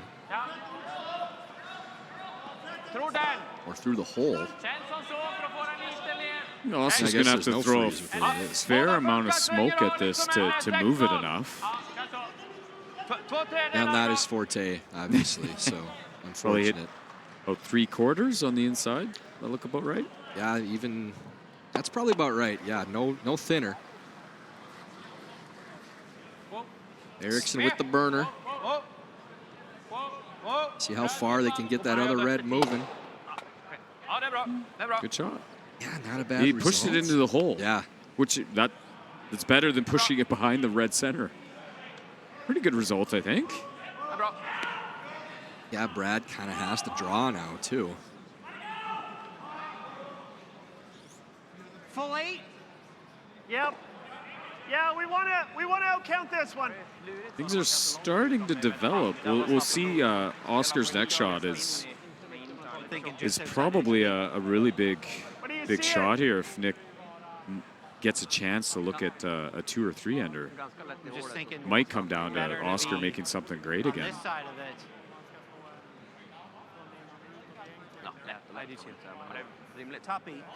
Top 8 dead buried tie? I think that's about right.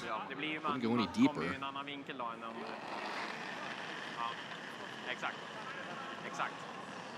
Hey, you'd like to be able to kind of tree it too, so a little bit isn't there to hit number 1. Clean.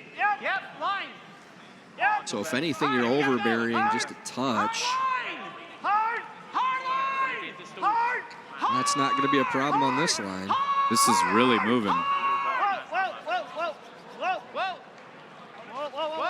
Oh, wow, it's coming out the other side. Yeah, they might be able to get both moving through the hole. Think they're going to be happy with that. No. Not sure if they get them both out, but again, trying to get that top one to kick it open and lose the second one. There's a lot of claps from the crowd, but unfortunately if you're sitting from the side, you don't realize that Nick can make this hit and roll a third one behind his corner guard. Which gets starting a little scary if he makes that. You kind of got to throw this with a little weight, too, to hold the line so that you can roll to the corner. The way this court is set up, can't throw it particularly soft. No, I don't think so. I think this will be firm. But again, really need the shooter to stay. I think if you're one side or the other, Mike, you want both reds to go and the shooter goes out as opposed to the red stays under the corner. He's got enough room to make this with not too hard of weight. It's probably just a little more than normal, somewhere in there.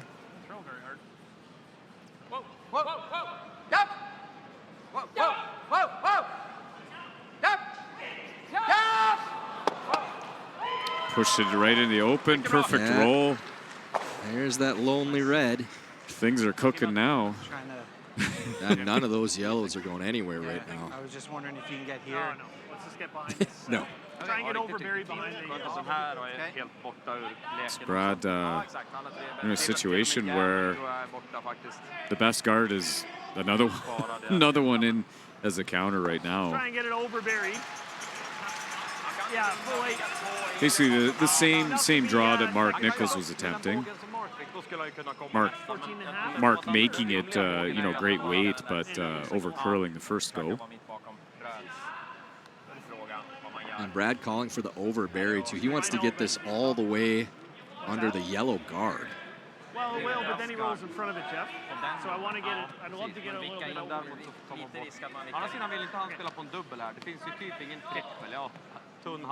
Really important, obviously, to get second count here. The reason Brad doesn't want to underbury this, if Nick is able to chase this on the wide side, he can roll in front of Brad's red shot stone. They do not want to leave that for Nick. Long ways to go right now. Curl, Jeff, curl! Nowhere near the guard yet. This should finish hard. It's not going to overbury. Needs a curl! Oh, it's Don't heavy. want to be back. It's heavy. Good to sit. Okay.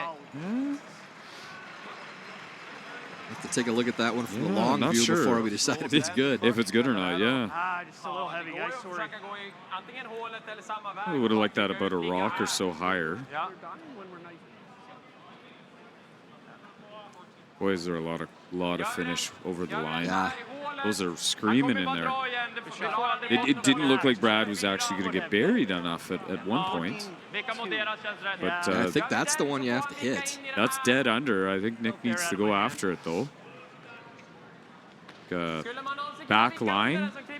Little chaser. Yeah, just got to get it out of the 8-foot. Yep. Just push it in the 12-foot. Roll the shooter towards the side of the button.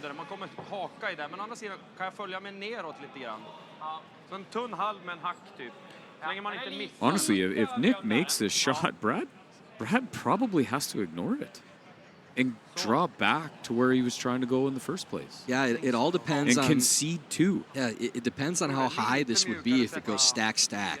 Hit and hit again with the double jam on the side yellow one, or does it go behind it because it's actually a little higher? Right now, if it was just one rock stacked up, then that's probably playing into a jam all day. But if it's 2 rocks higher, then you might be able to get over the top of it and push it back. But if Nick rolls this perfectly, I think it'd be too dangerous for Brad to make a play on it. He could set up a double for 4. So if this is made, I think there's a chance Nick could make this perfect, roll to the back side button. Brad, I wouldn't be surprised if Brad ignores it and goes right back around the sort of 4-foot line guard again. See if Nick can make it, though. Got to hold the line here. This is turning a little bit. You're holding it. It's by now. No problem there. Right there, backside button. Oh, that's interesting. Boy, this is dangerous for Brad now. Might have called this 2 shots ahead. Right, Mike. He's calling to ignore it right away. And now they're... Hammer shoots into that. Yep. That's an option, too. Mark immediately signaled back to where they put it. Yeah. Or we throw it hard. Conceding 2. Yeah. And again, to overbury to make sure they don't have something coming off of that stone. Yeah, a downweight double or something. Yeah. For 5. For a million. I think Brad might default to playing the safe shot and giving Nick 2 here. Yeah, even with the draw, we can. Well, it's coming into this. It's going into that. The other, like, we could throw a peel weight hit and roll to there. That works. That's an interesting way to get there. You could lob one in here on this. I don't think Brad's going to play the peel weight. Yeah, it always shoots over this way. I think he's going to play one of the draws, I think. Too much over curl. Look at these guys intently watching this here, too. Another option. Yeah. Down in the corner. Well, it's got to be absolutely on it then, right? Like, yeah. We just haven't gone out too wide out in this spot yet. Right? The good thing with playing the shot you talked about too, Mike, is He you've seen it twice. He just made it. Yeah, they know exactly. Mark made it. Brad made it. It's the safest. Anything else he takes on can bring in 2, 3, 4. Yeah, there's some risk. 5 potentially if he plays somewhere in that middle situation. Yeah, or get it up into the hole. Like there's, it's not. We'll see. We'll see how much risk Brad takes on. Okay. Okay. Okay.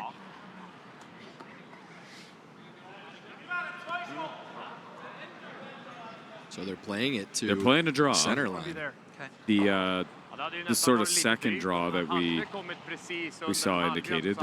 They waved off the first draw that Brad and Mark had both made around the guard. Yeah, you got to be careful here too, because if this over curls just a hair, it's pocket and game over.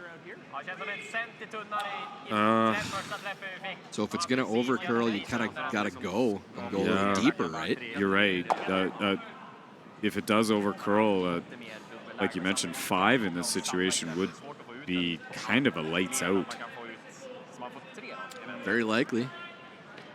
So Gushue trying to play the freeze right on the center line. Again, another track they probably feel like they know. Top 4. Line's good. Clean. Yep. Yep, line.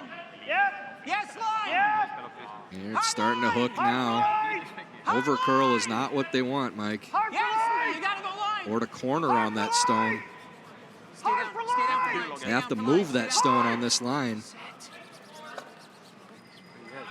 That's pretty good, I think. That's pretty good. I think it's pretty good. Maybe can get that thing going. There's a little space. They're actually fortunate they didn't tap the yellow further. Yeah. Because then Nick would have had the thin tick double for, possibly 3 to 4. Yeah, they're looking at that anyways, too. Is it still there? Boy, it's to get it going between the stagger of those. I can't tell if there's enough room. Trying to figure out if either one is there. Hitting it high and having it just miss the yellow and go between, or hitting it thin, tick, tick. Team Gushue might have, this could be, they might have placed it perfectly. It's a pretty good spot.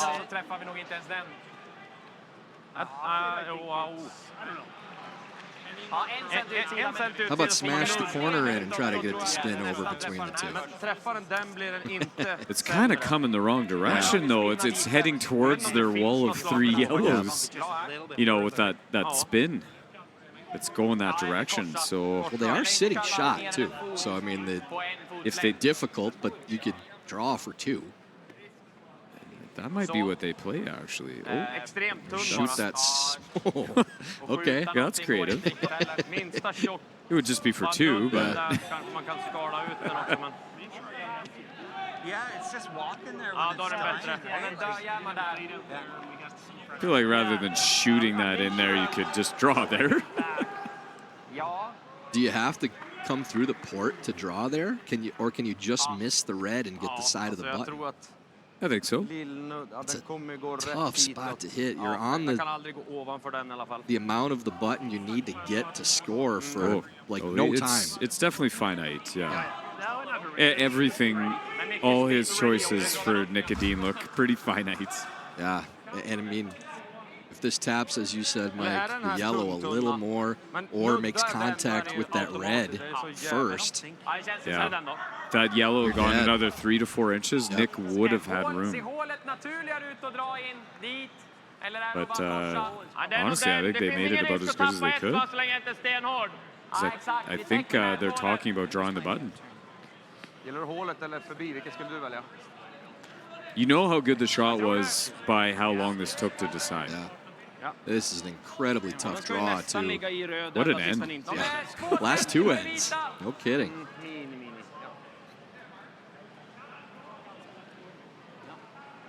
So out-turn draw for Edin, trying to get enough of a piece of the button for 2. has to come over the top of the Reds and stop basically on the tee line. Can't touch the red at all, or it'll kick sideways. His line's looking pretty good. Should move for him. Really close on line. Line looks wonderful. Does he have the weight? Really line close. is perfect. He might overcurl. Has to stop now. We got Is that it. any good? My goodness. What an end by both teams. This is as good as it gets, folks. The Grand Slam of curling. Draw to the side of the button for Edin. They get there too, and we're all tied up 4-4 after 6.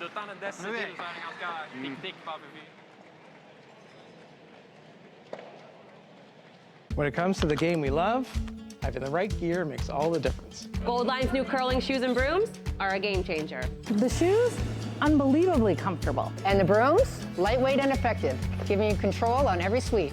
When I step onto the ice, I'm not just prepared, I look sharp. Have you seen these shoes? They are a game changer. And the brooms, light as a feather. It's a Gold Line. It's a Gold Line. It's a Gold Line. And is the choice of champions.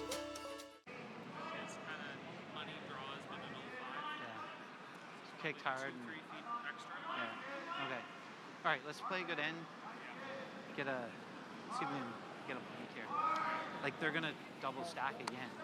Saw some speed bumps in the first half of this game. Some very uncharacteristic misses from both teams, but Mike, these last two ends, the precision that we've seen from two of the all-time greats, Nicholas Edin, Brad Gushue, and their squads, doesn't get much better than that. Those last two shots from Gushue and Edin could not be thrown or swept any differently to make those. No, just you know, the shot that Brad made was, you know, it was as precise, almost as precise as the shot Nick played, and with a heck of a lot of danger too. So just conversion all over the map, the entire end. You know, we're just watching this 7th end set up, but wow. I wasn't sure we would be here after the first couple ends, but that would be Mr. Mike's time. But yeah, that's some. Nick's come on late to pull this even. Yeah, and really, I mean, his last in 4 looked to be made too. That was a great shot. Just didn't push that second counter for Gushue far enough to get the 2. Now 2 stacked centers here, going as hard as they can on the force or the steal for Team Edin. No surprise there. And just how long that 6th end took, that tells you how interesting it was. Both teams burning quite a bit of their clock. And Team Gushue with no timeouts left now either. It's 6:23 on their clock. Edin with 5:47. It's not in dire straits, but definitely need to keep the pace up now to try to save a little bit of time for the final end. I don't know if you were watching the women's quarterfinals, Mike, but Stefania Constantini going to her final shot. Had 19 seconds left on the clock and no timeouts left, and did not go to the opposite end. She started from the house, went all the way down to the other end, got in the hack, didn't clean it, threw, and crossed the back line with 2 seconds left. Made a perfect come-around draw, and then, of course, as she does, Alina Pats makes the dead stick run back, but 12 feet for the I win. did see that. Yeah. I didn't realize Stefania threw with so little time on the clock. Yeah, our game had finished, and Colin and I were watching, and as soon as the previous shot came to a stop, we looked and said, she's not going to make it. It was down at back 4. Again, great position from those first 2 from Jeff Walker. Same for Chris Sundgren, broken record for those 2. Little bit of a stagger, though, on Jeff's, which kind of allowed this come around to the back 4. But, again, great setups by both leads. Quick call to Peel there. Oh. Did we just have a burnt rock on return? It certainly looks that way. That rock just went off to the side.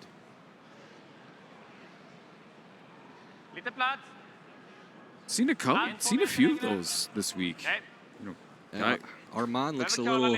You know, the athletes are despondent. sweeping so hard. If that broom gets stuck just a little bit, it doesn't take much for a berm.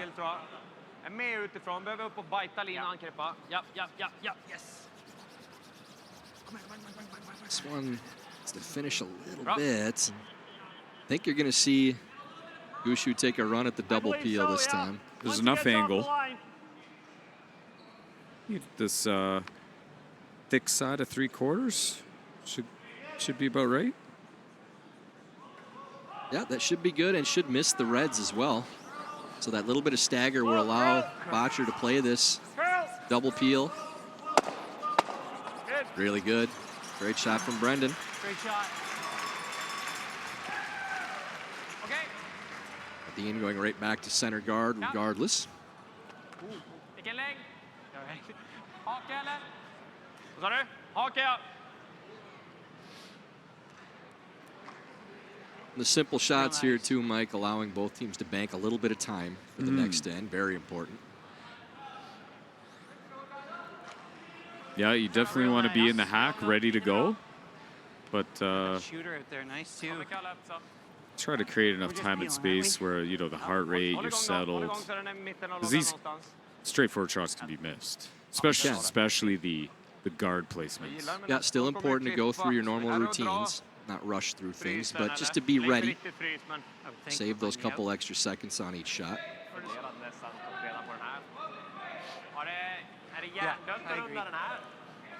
Den är så jäkla hög bara. Brad just playing the straight rip. Väldigt lätt för dem att chappa. Vad gör vi då? Jag är alltid chappen och tvingar att göra en dubbel till 2 i mitten också. Ja. Nichols out-turn peel. No mistake there once again. So 3 stones to go for each team. Mike, I think you're going at least one more, right? We just had handshakes between Mowat and Dunstone. Yeah, another victory for Team Mowat. He's been a buzzsaw. I don't know how else to describe it this year, but they're yeah. a machine. They #1 in the world, #1 year to date, and the first Grand Slam winner of the season.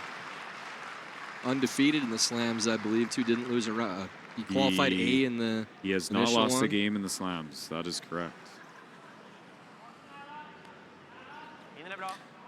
Get back to me when you win this one too, right? Maybe we won't land in the same pool as Bruce next slam. We've run into him twice in the slams, so 2 of those wins are against us. Yeah, no shame in taking an L to Bruce right now. Tight guard again from Eriksson. We're kind of back in that same situation we saw in the 5th, Mike, where it's who's going in first, where do we go with the way the angles play. I think Brad's a little safer for Brad this time. I think Brad's thinking of taking a move I don't think the now. guard's in the way. Back 4. Okay. Sure. Back 8, wait. This is where I played a couple ends ago. Yeah. Back 8? Yep. You guys agree? One thing with Brad, you hear that a lot in talking with shots. He's as good as anyone out there in remembering tracks from earlier in games. You always hear him referring to this shot, this end, and we all try to do that. Yeah. Brains don't work the way they used to, maybe, but he Mine's doesn't seem okay. to miss much. Mine's okay.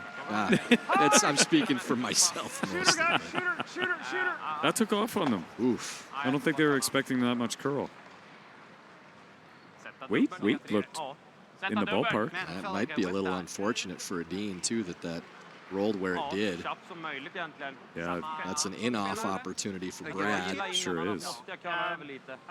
I think they believe they can force now, so they're just going to hit these 2. I think I agree with this too, Mike. There's not a really good angle to guard, and you're leaving that in-off too if you guard for Brad to try to score 2 or 3. Now it's a simple let's lie 3. Yeah. Try to get the force. Yeah, and the angles aren't great to blank at all to try to clear 2 and have any kind of chance to kill 2 more on the last. So yeah, I think this is a pretty easy call for Nick.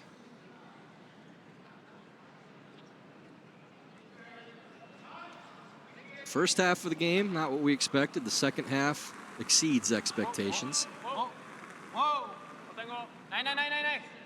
Edin just playing the nose double, needs it to get up a little bit. Does it go far enough? Just far enough. No, to sit 2 only, though. That might change things. Third second.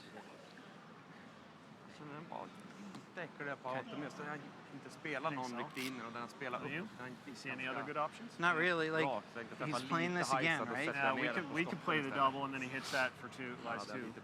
Like this? I think the only other shot is just open it up. He just hits that, and we're forced. Brad can't really play that double, yeah. Brad thinking about making the draw. He is right. Yeah. He makes the nose double. Nick hits the wide red, and I think nibble in the T line is good. You know, it's a force. I'm gonna split the T line on this gives Brad a chance to maybe look at scoring 2. You think it is? So you heard Brad say top side of T, just nibble the T line.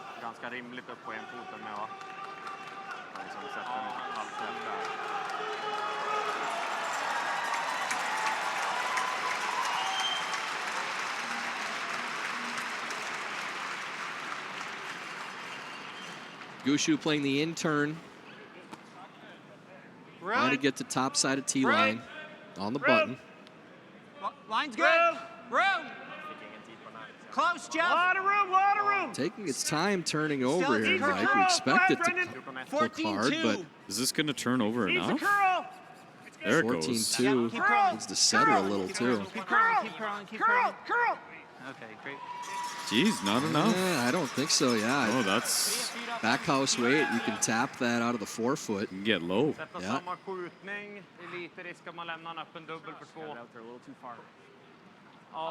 Yeah, just heard Brad maybe got beyond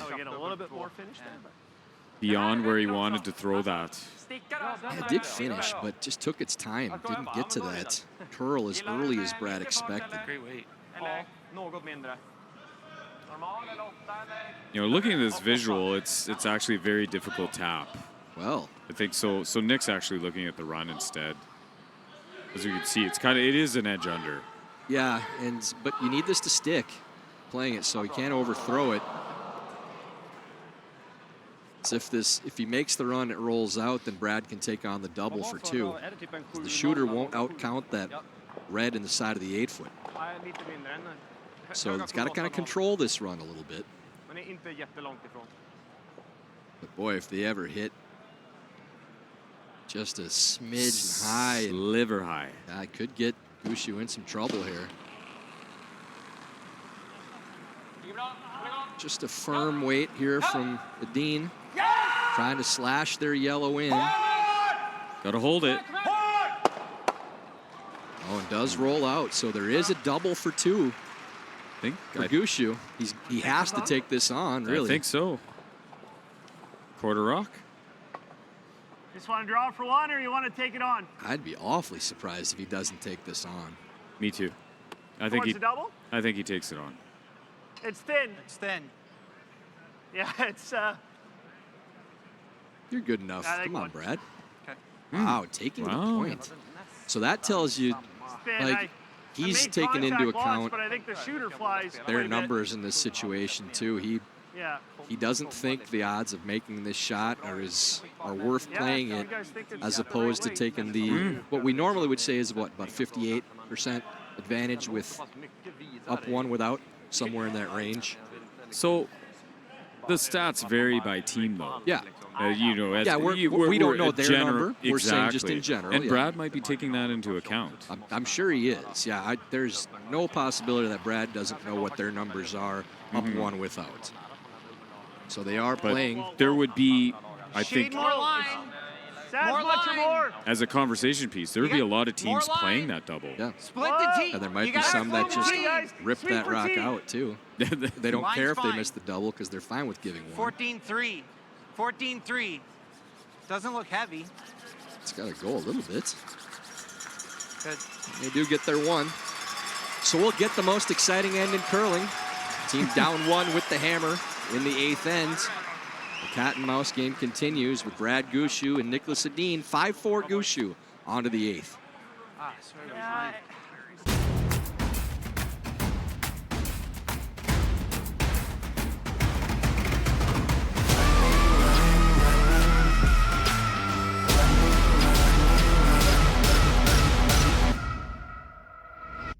When you've conquered another game, a long day, a job well done, and the final work call, we're your place.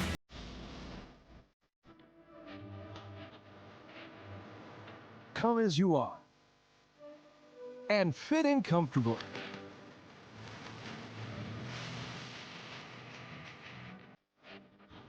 Mr. Mike's. Eat locally, enjoy casual.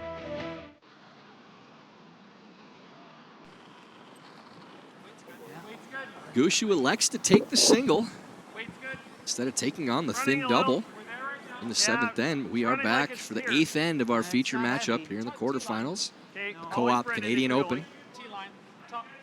Tyler George here with Mike McEwen. We were just discussing that shot call. Brad deciding to draw versus taking on about the quarter rock double. You know, they would know their numbers better than anybody. There would be a number of teams that would choose to take on that double, maybe being comfortable one down with if they miss it. So interesting. You know, it's always you don't know that there's not necessarily a right or wrong here. Yeah. Which is kind of sometimes it depends on the flow of the game. You know how many multiples there have been. There's a whole bunch of factors when deciding to take that on or not, and even your own team statistics. Yeah, and sometimes when you're looking at those doubles and you're thinking, boy, we got to be really close to missing it in order to make the double. It wasn't that thin on that shot, but Brad kept saying, looking at it, it's really thin. He talked himself out of it. Didn't like the looks of it. You know, sometimes you just... Yeah, if it doesn't fit the eye. Great shot. Stops an inch off the rings there for Jeff Walker. You know, that might be a spot in the ice where Brad, you know, that's not his favorite double, playing that out turn off the line. There'll be some players, like the one talking on the mic, where that's my favorite double. Yeah, I was just going to say, you made no mistake about that between ends of how quick you would have been in the hack to throw that double, too. But you know, if it doesn't fit Brad's eye, that's definitely not a wrong call to take his point. Yeah, I mean, and it would really have to not fit your eye to not play it, because in order to not take that double on, just shy of the logo. Either there's something really big in the disparity in the odds, or you just really don't feel comfortable throwing it because of the difference in odds of winning the game if you make it for on average stats. Or not knowing in that spot of the ice how much movement there is. Brad didn't really talk about that. Didn't talk about the line at all. But perhaps that was a spot in the ice where he wasn't extremely comfortable in how the rock was going to react. You know, that's something that you need to take into account too. It's not an automatic.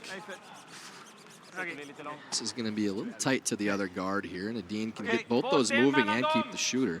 One thing I will say, Mike, is I'm trying to remember quite a ways back. Again, I haven't played competitively for a while, but we had a chart on numbers going into the 18 games about what teams we may see. Before we had Brad's numbers there was a glaring statistic for them that stood out on the whole chart of what their tendency is tied up when they had Hammer playing the 9th and a 10-end game, where it was like, it's a chart of like, you know, 100 different colors, and there was one red on the board, and it was tied up 9th end when Brad had Hammer of how they played. Now, I never could remember what it said, but based on what they just did, and there's a great shot. Great shot to open things up, and they don't mind that red sticking in the side of the 8-foot at all. And not to, you know, get back to call the game, but just as much as we want to talk about that decision, we throw it center. I'm assuming that may have said Brad elects to go up one in those situations, because it was in that pretty much exact same situation what they chose to do. and I think to take the point. What you might have been talking about, they had a tendency of maybe giving up a steal in that situation and it not working out. Yeah, that red block for that period of time. It's a really good shot there from Rana. Opens You never up know. the center. You never know what your opponents are building on you. Yeah. I mean, if I can remember something like that, I mean, I can't remember what happened yesterday a lot of times. Distance. Honestly, statistics, and we have them up on the screen, the shooting percentages, et cetera, but evolution of curling, the numbers have been barely scratched as far as when we compare to Major League Baseball and other sports, what can actually be done with planning games. Curling still is got so much potential for that. This is still on the center here. Needs to get up to make contact with this red. That is not a good result there from Rana.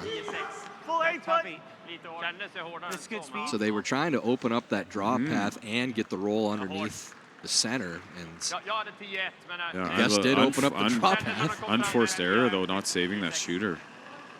Allowing Brad to go right back around the center guard. Yeah, and this is a chase now where normally if you're allowing a team to go underneath the center, you have a rock in the house. Line's good. So you're playing at some point to at least have a run-in for your two for the win, but no yellows on the paint right now. So completely safe for Brad to go on the attack, go underneath the center guard. See if Nick decides to freeze here. He might decide to push this. I like, he's calling back line. I like this. Just try to get this behind the tee line, and you're not playing to score right now. You have 3 more shots after this. You just need to make 2 of those count. But having a rock behind the tee line does give you an option. And you have to open up that scoring space no matter what. Yep.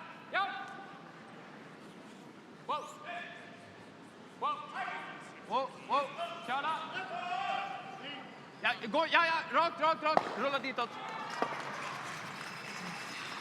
He'll move it back. Probably could have got on that a little bit earlier. Get a little bit more roll. A little more roll for sure, because you had plenty of that red stone. So if they could have rolled a little bit more towards the red, it would prevent a roll back under to the center. Yeah, so just kind of fell asleep a little bit there on that roll.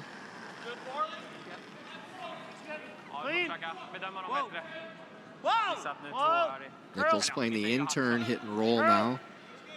Curl. No, okay.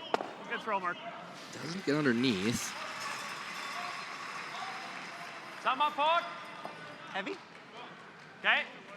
So now, pretty tough Mike, for Nick to roll for shot here, though. Yeah, I think I was just going to that too. I think what he's thinking is, I'm trying to make this one my second count, getting under the center. Jag kan nog tänka mig den, då behöver de runda eller den, och den här är ett problem. Den är kant nu, det var helium förut, så jag kommer ju halvträff då. Yeah, if you can roll this underneath the center guard. Right.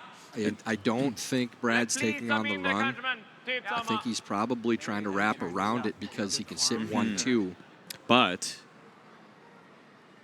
if you don't control the height on that draw that we're predicting later, Nick could use Brad's shot in the 8-foot on the side to come off into the center. I think that's why Nick likes playing this too. That's why he's leaving it. It's not a big spot to throw it to coming around where he doesn't have a shot like that. I think we're just on the nose here. They didn't really try to turn that over at all. Oh, I'm actually surprised. I thought they would get on a little bit of the carve, as we call it. And Brad still chasing this rock too. So I don't think there's much question that Edin will ignore this one from Brad. The question is, how does he go in there? Does he try to hit number 1 and roll in, or does he just play the wrap on the draw? So Brad definitely on this hit wants to leave his shooter exposed. Right there, yeah. Right so where it is that right now. If Nick gets around the center, Brad has a short run. Yep. What you want to prevent is you do not want to roll half buried, because then that hooks the whole situation. Yeah, the roll under is disaster for Gushue here. So dead beak is ideal. Just a nice, solid hack weight from Gushue. Whoa! Curl! Whoa, curl! Curl! Curl! Curl! Curl! Trying to get it to turn to get to nose. Roll a little bit wide. Yeah, actually rolls to the outside, so a little error there from Brad. Maybe a little big. Opens up the window a little bit for Nick. Yeah, he's just going to throw this to bite top 4. Gives him a chance. Timeout from Edin. Minute 2 to go, so he'll have to rush the last one a little bit. But can he get shot around his corner? Pretty tough. I don't. In order to be shot around the corner, I think it would be exposed a little bit too much for Brad to make a chase. Yeah, I think you have to go around center here. And just pretty close to where they got Broom. If you get to just full 8, then you're kind of forcing Brad into playing the run because I don't know that Brad could draw around it. And if he went deep enough to completely bury so you can't dig it out, then Nick should have the in off the side 8-foot. Yeah. Yeah, if this is made perfectly where it can't be, it's got to be a run. Can't be dug out. Yeah. I think Brad has to play the run. Yep. If you can chase it, you want to chase it? Oh, absolutely, yeah. Well, we just got to make sure we get it. Here's the conversation. Well, yeah, if I can chase it, I will. But yeah, you're assuming this is buried. And that would be in Brad's wheelhouse. Yeah. You know, Brad is really good at controlling those finite weights. So that's it right in his wheelhouse. I think Nick wants to force Brad into the run. Yeah. Yeah, he's trying to bury this completely, just enough to get shot, no deeper. So, I mean, you have to make sure your shot rock, but you don't want to go any deeper than you have to bury. No, you don't want to push the button. Yeah. Maybe nibble 4-foot? That's as far as you like, yeah. This is running a little bit. Should finish on this line. I don't think line's an issue. Just a matter of how deep it goes. The weight's the issue. Yeah. This is deep. Curl it, Mark. Curl. Curl. Go. Curl. Curl. Curl. Curl. Curl. Curl. Curl. Curl. Curl. And that'll peek out the other side. Shouldn't be any trouble. And probably overcurled because they couldn't sweep it. Yeah. They couldn't hold that line because it was heavy. Yeah, that's one you're trying to throw too sweeping. And this is no gimme, but with the distance between the center guard and the rock on the button, doesn't have to get close to the guard to clear it. No. He could miss that guard by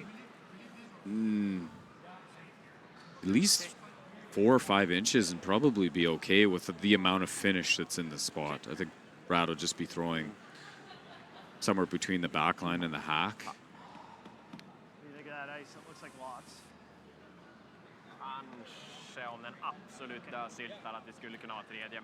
Brad thinks this is probably max Broom, but again, you don't have to get close to the guard to make this. So Gushue's final stone of the 8th. Playing hack weight. Likes the line. Yes! Hard! Yes! Hard! Hard! Getting close to the guard now. Does get around. Great shot from Gushue right to the top of the button. So nothing there for Edin, obviously, for more than one. He's going to have to follow the same line as Brad.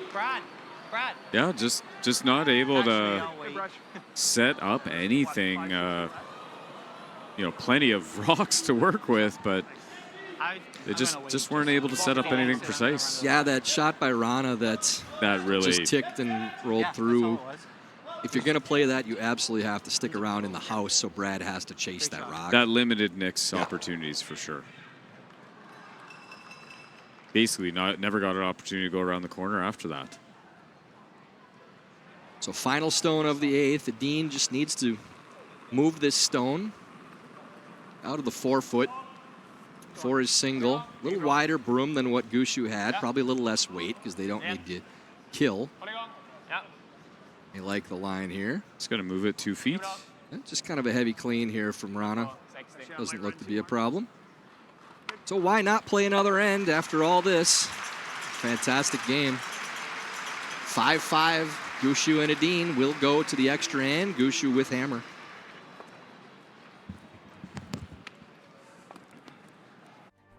Curling's meant a lot to myself and our family throughout the generations. And now having children of our own, we get to instill the passion that we have for curling into our girls. It means so much to me to be a part of such an amazing family. They inspired me to start curling. I guarantee if anyone asks a question of people that are in the know, they're happy to share any information, and because we just want to grow the sport because it's an amazing community.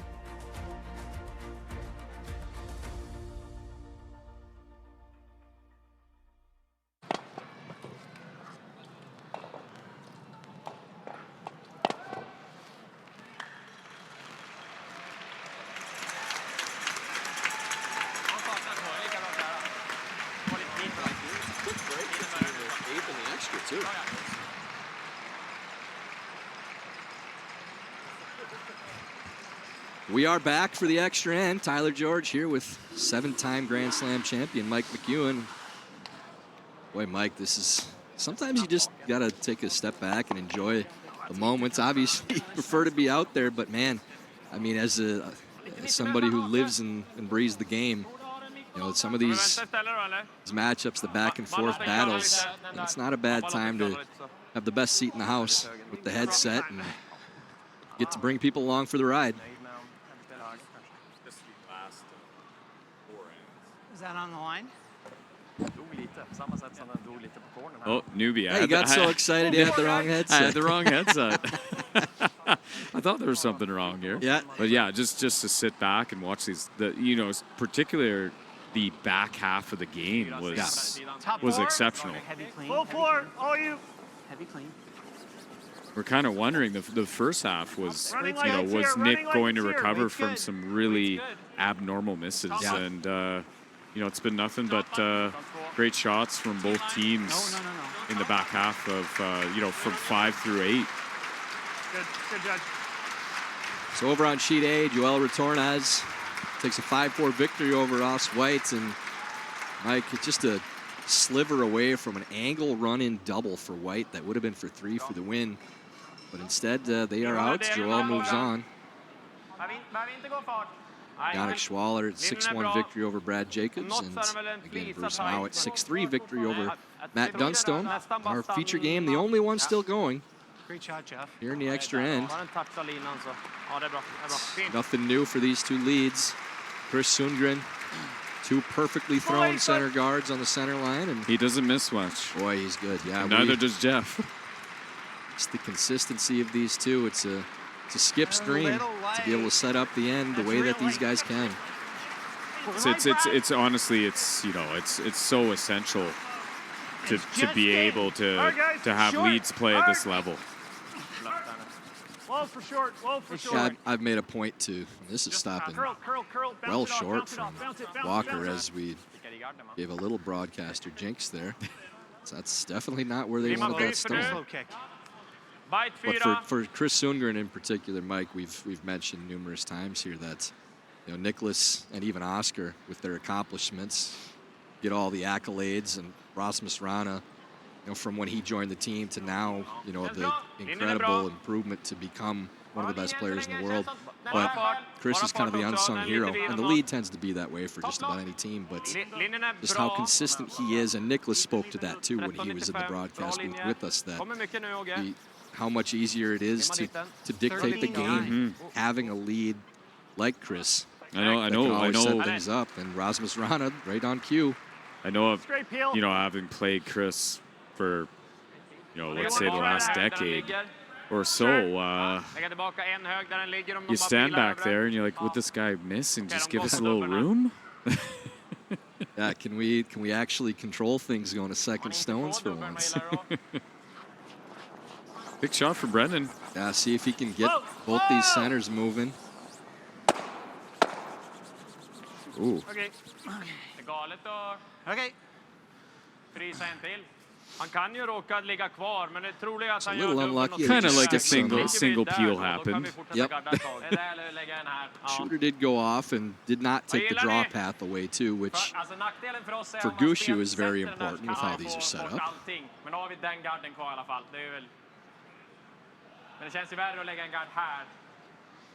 Det är ju bäst chans för alla att frysa på en till om vi ska frysa I alla fall. Du som nyss har spelat. What's interesting with the no tick is has the steal rate actually increased that much? And it maybe hasn't a ton, but it's made it a heck of a lot more entertaining to watch the finishes of games. I can tell you from World Curling's perspective that what they wanted to create was a more exciting final end, but not change the statistics of win loss dramatically, because you've earned that advantage going to the end of the game. And that's really played out in the stats, that the number of times the team with hammer still wins the game hasn't changed very much, but for the entertainment value of that final end, it's changed dramatically. So that's the ideal result. Right now. Often the skips are having to make much more difficult final shots exactly. to win the game. Yeah. But still, in the best ice conditions with the best players, they are converting. But I think we like seeing you guys make the tough ones more often. But it's you know, from a fan perspective, it's very, very good to watch. Bra linje. Bra linje. You don't want to see 2 ticks and walk away from your TV. Exactly. Broadcasters don't either. It's another freeze attempt here from Rana. Kom igen, Karl också. Karl också. Karl också. 2 really good ones from Rasmus. 14-8 on that. Chopped that's and Oscar actually touched that stone, he said, I believe, and Brad waved it off. So if we did see that correctly, that's very good sportsmanship on Brad's part. He would have every right to pull that rock out. We can't say for certain, but Oscar gestured. Did it touch it? Well, Oscar gestured towards that stone, and it looked like it was before it stopped for contact, but he pointed to it and kind of slumped his shoulders, and Brad immediately gave a wave of his hand. So I think that was good on Brad. We're gonna give him that. A little unfortunate there, trying to get the action on those 2. And players remember those things too, Mike. The guys that ignore it and say didn't affect the shot, we're good. And the ones that say, nope, I'm taking that out of play. And the rule is, if the burn happens between the hogs, it comes immediately off. But anything inside the hog line of the house, the teams do have that option. It's an odd rule. It's an odd rule. There's a lot that don't like it at all, that say burn out.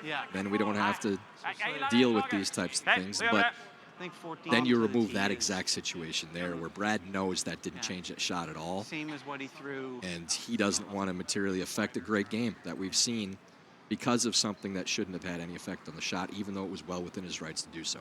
So assuming that that's what we saw, I won't say again for certain, but we're good on Brad in that situation. They're going right around this situation, Tyler? I think they are. Right to the backside of the button? They like the way those angles play for them to that red right now, so I think, again, this is, even though it might seem to be a little early, I'm not sure that Brad can do anything with it. Boy, that's a really good spot, too. Now Brad, knows he's got to try to open things up as much as possible, but that red is gone. No matter what, if you run that thing in. You trying to stick it right on it, or do you He's got the right man in the hack to blow it up, though. Yeah, Brad says, I don't know what's good here. Usually that tells you that you played the right shot. Yeah, well, maybe not stick it, but get it going over here. Okay. 3/4. Real hard. Red guard back 3/4. Yeah, and the good thing for Gushue is they still have 4 shots left, so they have a lot of time to try to give Brad a shot for his last. Whoa. Close. Whoa. Curl a bit. Ooh. Beggars it over. It's okay. Yep. Moving that rock was really important there on that shot from Mark, because if that doesn't touch that stone, they're just lobbing another guard in front of it. And honestly, actually, where they ticked it, let's say they had actually killed it. Yeah, because it actually allows Brad now, and this is why they're looking at this, Brad can come off the yellow and really sort of splash things around. So I don't think Nick likes that rock there. No, that's really unfortunate for Edin. Yeah, Dean would have liked to see that got hit, had Drill that it if you're going to do been that. hit a little harder, I think Nick would have liked that better. Gör man 5 centi av den. Ja. Or at least if you're going to tickle it like that, move the red one too. It went over the top of that yellow, biting the top of the forefoot somehow. Coming off that now, or are we just peeling? So I think, this just means that there will be a little extra attention to where they place this guard. I think they talked about just over curling the center line just a touch. Yeah, and Brad's not playing that in-off on his next. So they feel pretty confident they can throw a guard now, and that Brad will either try to run in or peel. Nick calling for this right on the co-op logo. Right on the first O of the co-op. So, okay. Räcker det? 5 cent över linan. Ja. There you go. Well placed by Eriksson. Actually took away the in-off, too. Yeah, Tell me to rip this. that's interesting because that's by design, too. I'm going to have to draw the 4-footer better anyway. Okay. Kind of forced Brad's hand to probably rip the side button, as he indicated. You see anything else, Tyler? No, I don't think so. I mean, I think Brad's he wants getting to have that path no matter what, so he wants to take this now. I think Brad's seeing the writing on the wall and accepting that I got to try and give myself a draw to the 4-foot. And if Nicholas did try to replace that stone, you can't make it better than where it is right now. No. Whoa! Curl! Curl! Good. Ooh. A little dicey for a second, but just fine. So Edin will call timeout now, and I think he was okay without the curl. There wasn't at that speed. There wasn't a bunch of curling going on. Curl. Yeah, I'll get that thing moving. Don't worry. Yeah. I think Mark was okay. I've seen lots of players try to curl peel, and I saw it not a lot of success. I saw it 8 years ago. Well, how hard was your peel? Oh. Oh, no, not me. Anybody. Just give me the right equipment. 2015-16. Right around that range. Yep. What a year. What a year.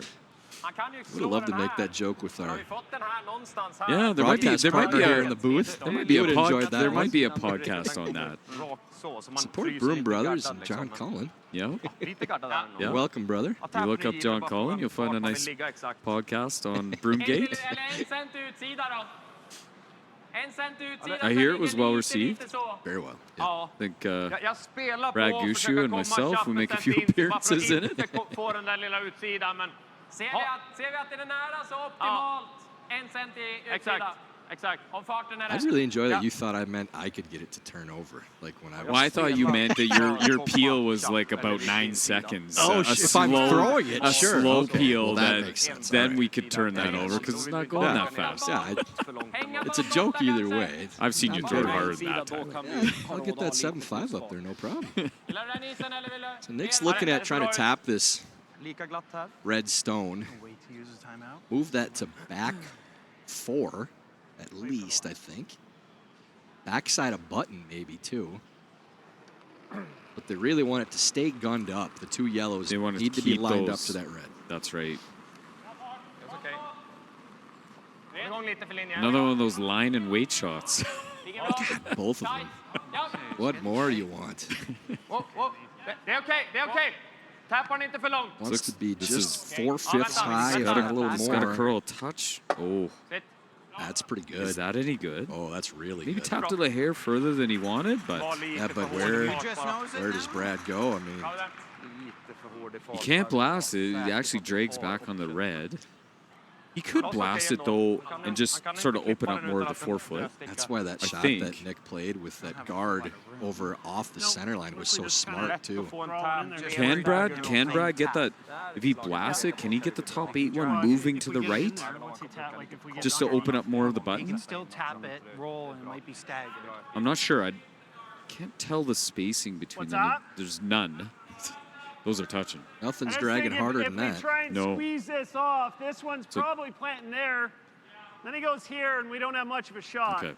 So that's what Brad's worried about, that dragging perfectly to a nose on the back. God, they're so... The other option, guys, Those are what if we glued. just peel this go guard? over the top of it. It'll drag so much. Playing the tap, and we always got the in off. It's dragging. It's just a question of how much.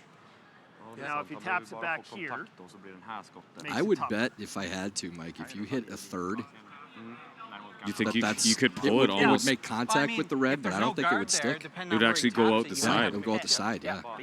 It's dragging hard. Because it's right on that stone. We'll let Brad talk us through this a little bit, too, and see where they're at. I don't mind the peel. now he made us draw. Well, no, he can't draw. He can't draw there. Yeah. Oh, it's dead plan. It might just do this. And geez, to squeeze this, like I'm only getting it to there. Like that's tough. Brad, That's another good option for sure. Brad could choose to peel, and then that side 8-foot one comes back to bite Nick. That Brad can use to come off into the button. Like if we're there and he taps it right there. He'd have to line it up really staggered. But he would, but he could. Ja, den är jävligt. Ja, jag håller med. Lite ut. Yeah, he probably taps it to there, and I got to play a thin double, or if he lines it up, I might be able to do something. Yeah. I think Brad's going to walk up and peel that guard. Second shot. Yeah, Unless you see something else, Tyler. He might, but if he does, I just know it's hit. I think the peel. Yeah, I'm seeing the peel. I've been looking at it hard. And like this draw is, I'm coming through a little bit of a rock hole, and I got to be perfectly. the one call I thought was interesting that Brad talked about was nosing the yellow on the center line. If we do that and he pumps it up, So now if Nick played anything drawing around it, you're just dead gun yellow, and they both go. But and you'd be shot rock because if you ever roll off yeah, if you stagger it, it's really bad. And Nick's around there, and Yeah, he might try to. Jag ser 2 alternativ, antingen dra där han pekar nu lite kortare så han inte kan chappa det. they pick the draw or the peel? Då får han dra i hålet, ja det får man väl vara okej med. Peel it is? Peel it is. I like this call. I think it was the only thing that stuck out to me that made immediate sense. I think it's the one shot that if you play it, you know you're going to have something on your last. Makeable, even if it's difficult, it's still makeable. Yep. Lite utsida okej också, men det är ju lite större risk att han kan få dragen och så bara tripplar han den. Däremot om jag får lite... Yes! Hard! Ooh, got a little interesting for a second. Just made a bit of a move. So I think looking at this, because Brad has the in-off on the side, Nick's going to tap this, but look to get a shooter just on the side where it rolls to fill that hole. Yeah. So Brad can't come off of it. That's what I think they're looking roll at. Towards the in-off. Yes, just to close the hole a little bit. Yep. Nick is looking at the opposite side of that top one. Now there you go. That's how Oscar's calling for that side. It will drag a little bit, but will probably curl across by two-thirds low. Yeah, we could have made the double. You can't be too thin rolling over, because if it drags and pokes out at all, Brad's just picking it. If he's got any piece. He would have to pick it clean though over his red. He'd have to get over the top of the red, but if he can see a quarter or more, I think that's his shot. So probably 3/4 across the face. I think that's about perfect, yeah. The Dean's final stone, already shot rock. Trying to tap these up just a little bit. Starting to curl now. They want to cross this just a little, I think. Now they're holding it on the wide side, so they want the other one to kick to cover that. Boy, that's really thin to play the in-off now. Outturn? Yeah, right down the middle. So, yeah, it's just a... just off nose. And the back one will count for the win. Didn't quite curl up as much as they would have liked, I think. Yeah.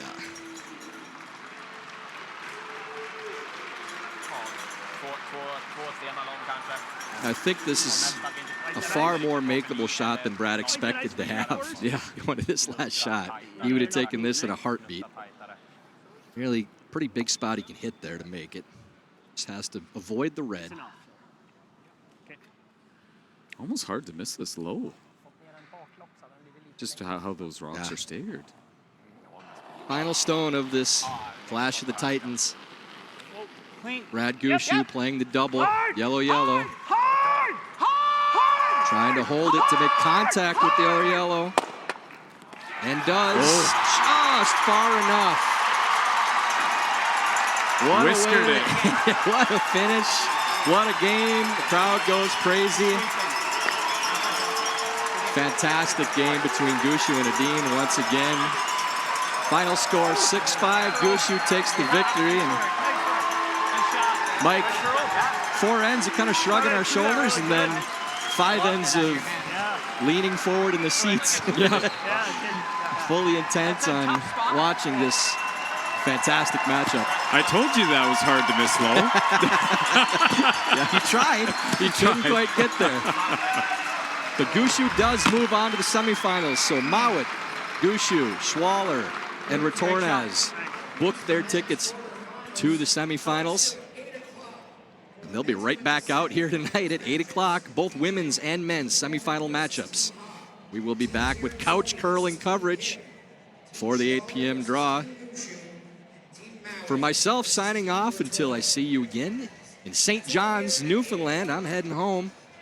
I leave the couch and the booth in the capable hands of John Cullen. Very likely Mike McEwen maybe once again later tonight. I think he may show up with a beverage or two, as tends to happen with the couch curling. Encourage you to tune in and watch the coverage this evening. For Tyler George, Mike McEwen, and the Home Team Live crew with Grand Slam of Curling, we will see you at 8 p.m. Mountain Time tonight.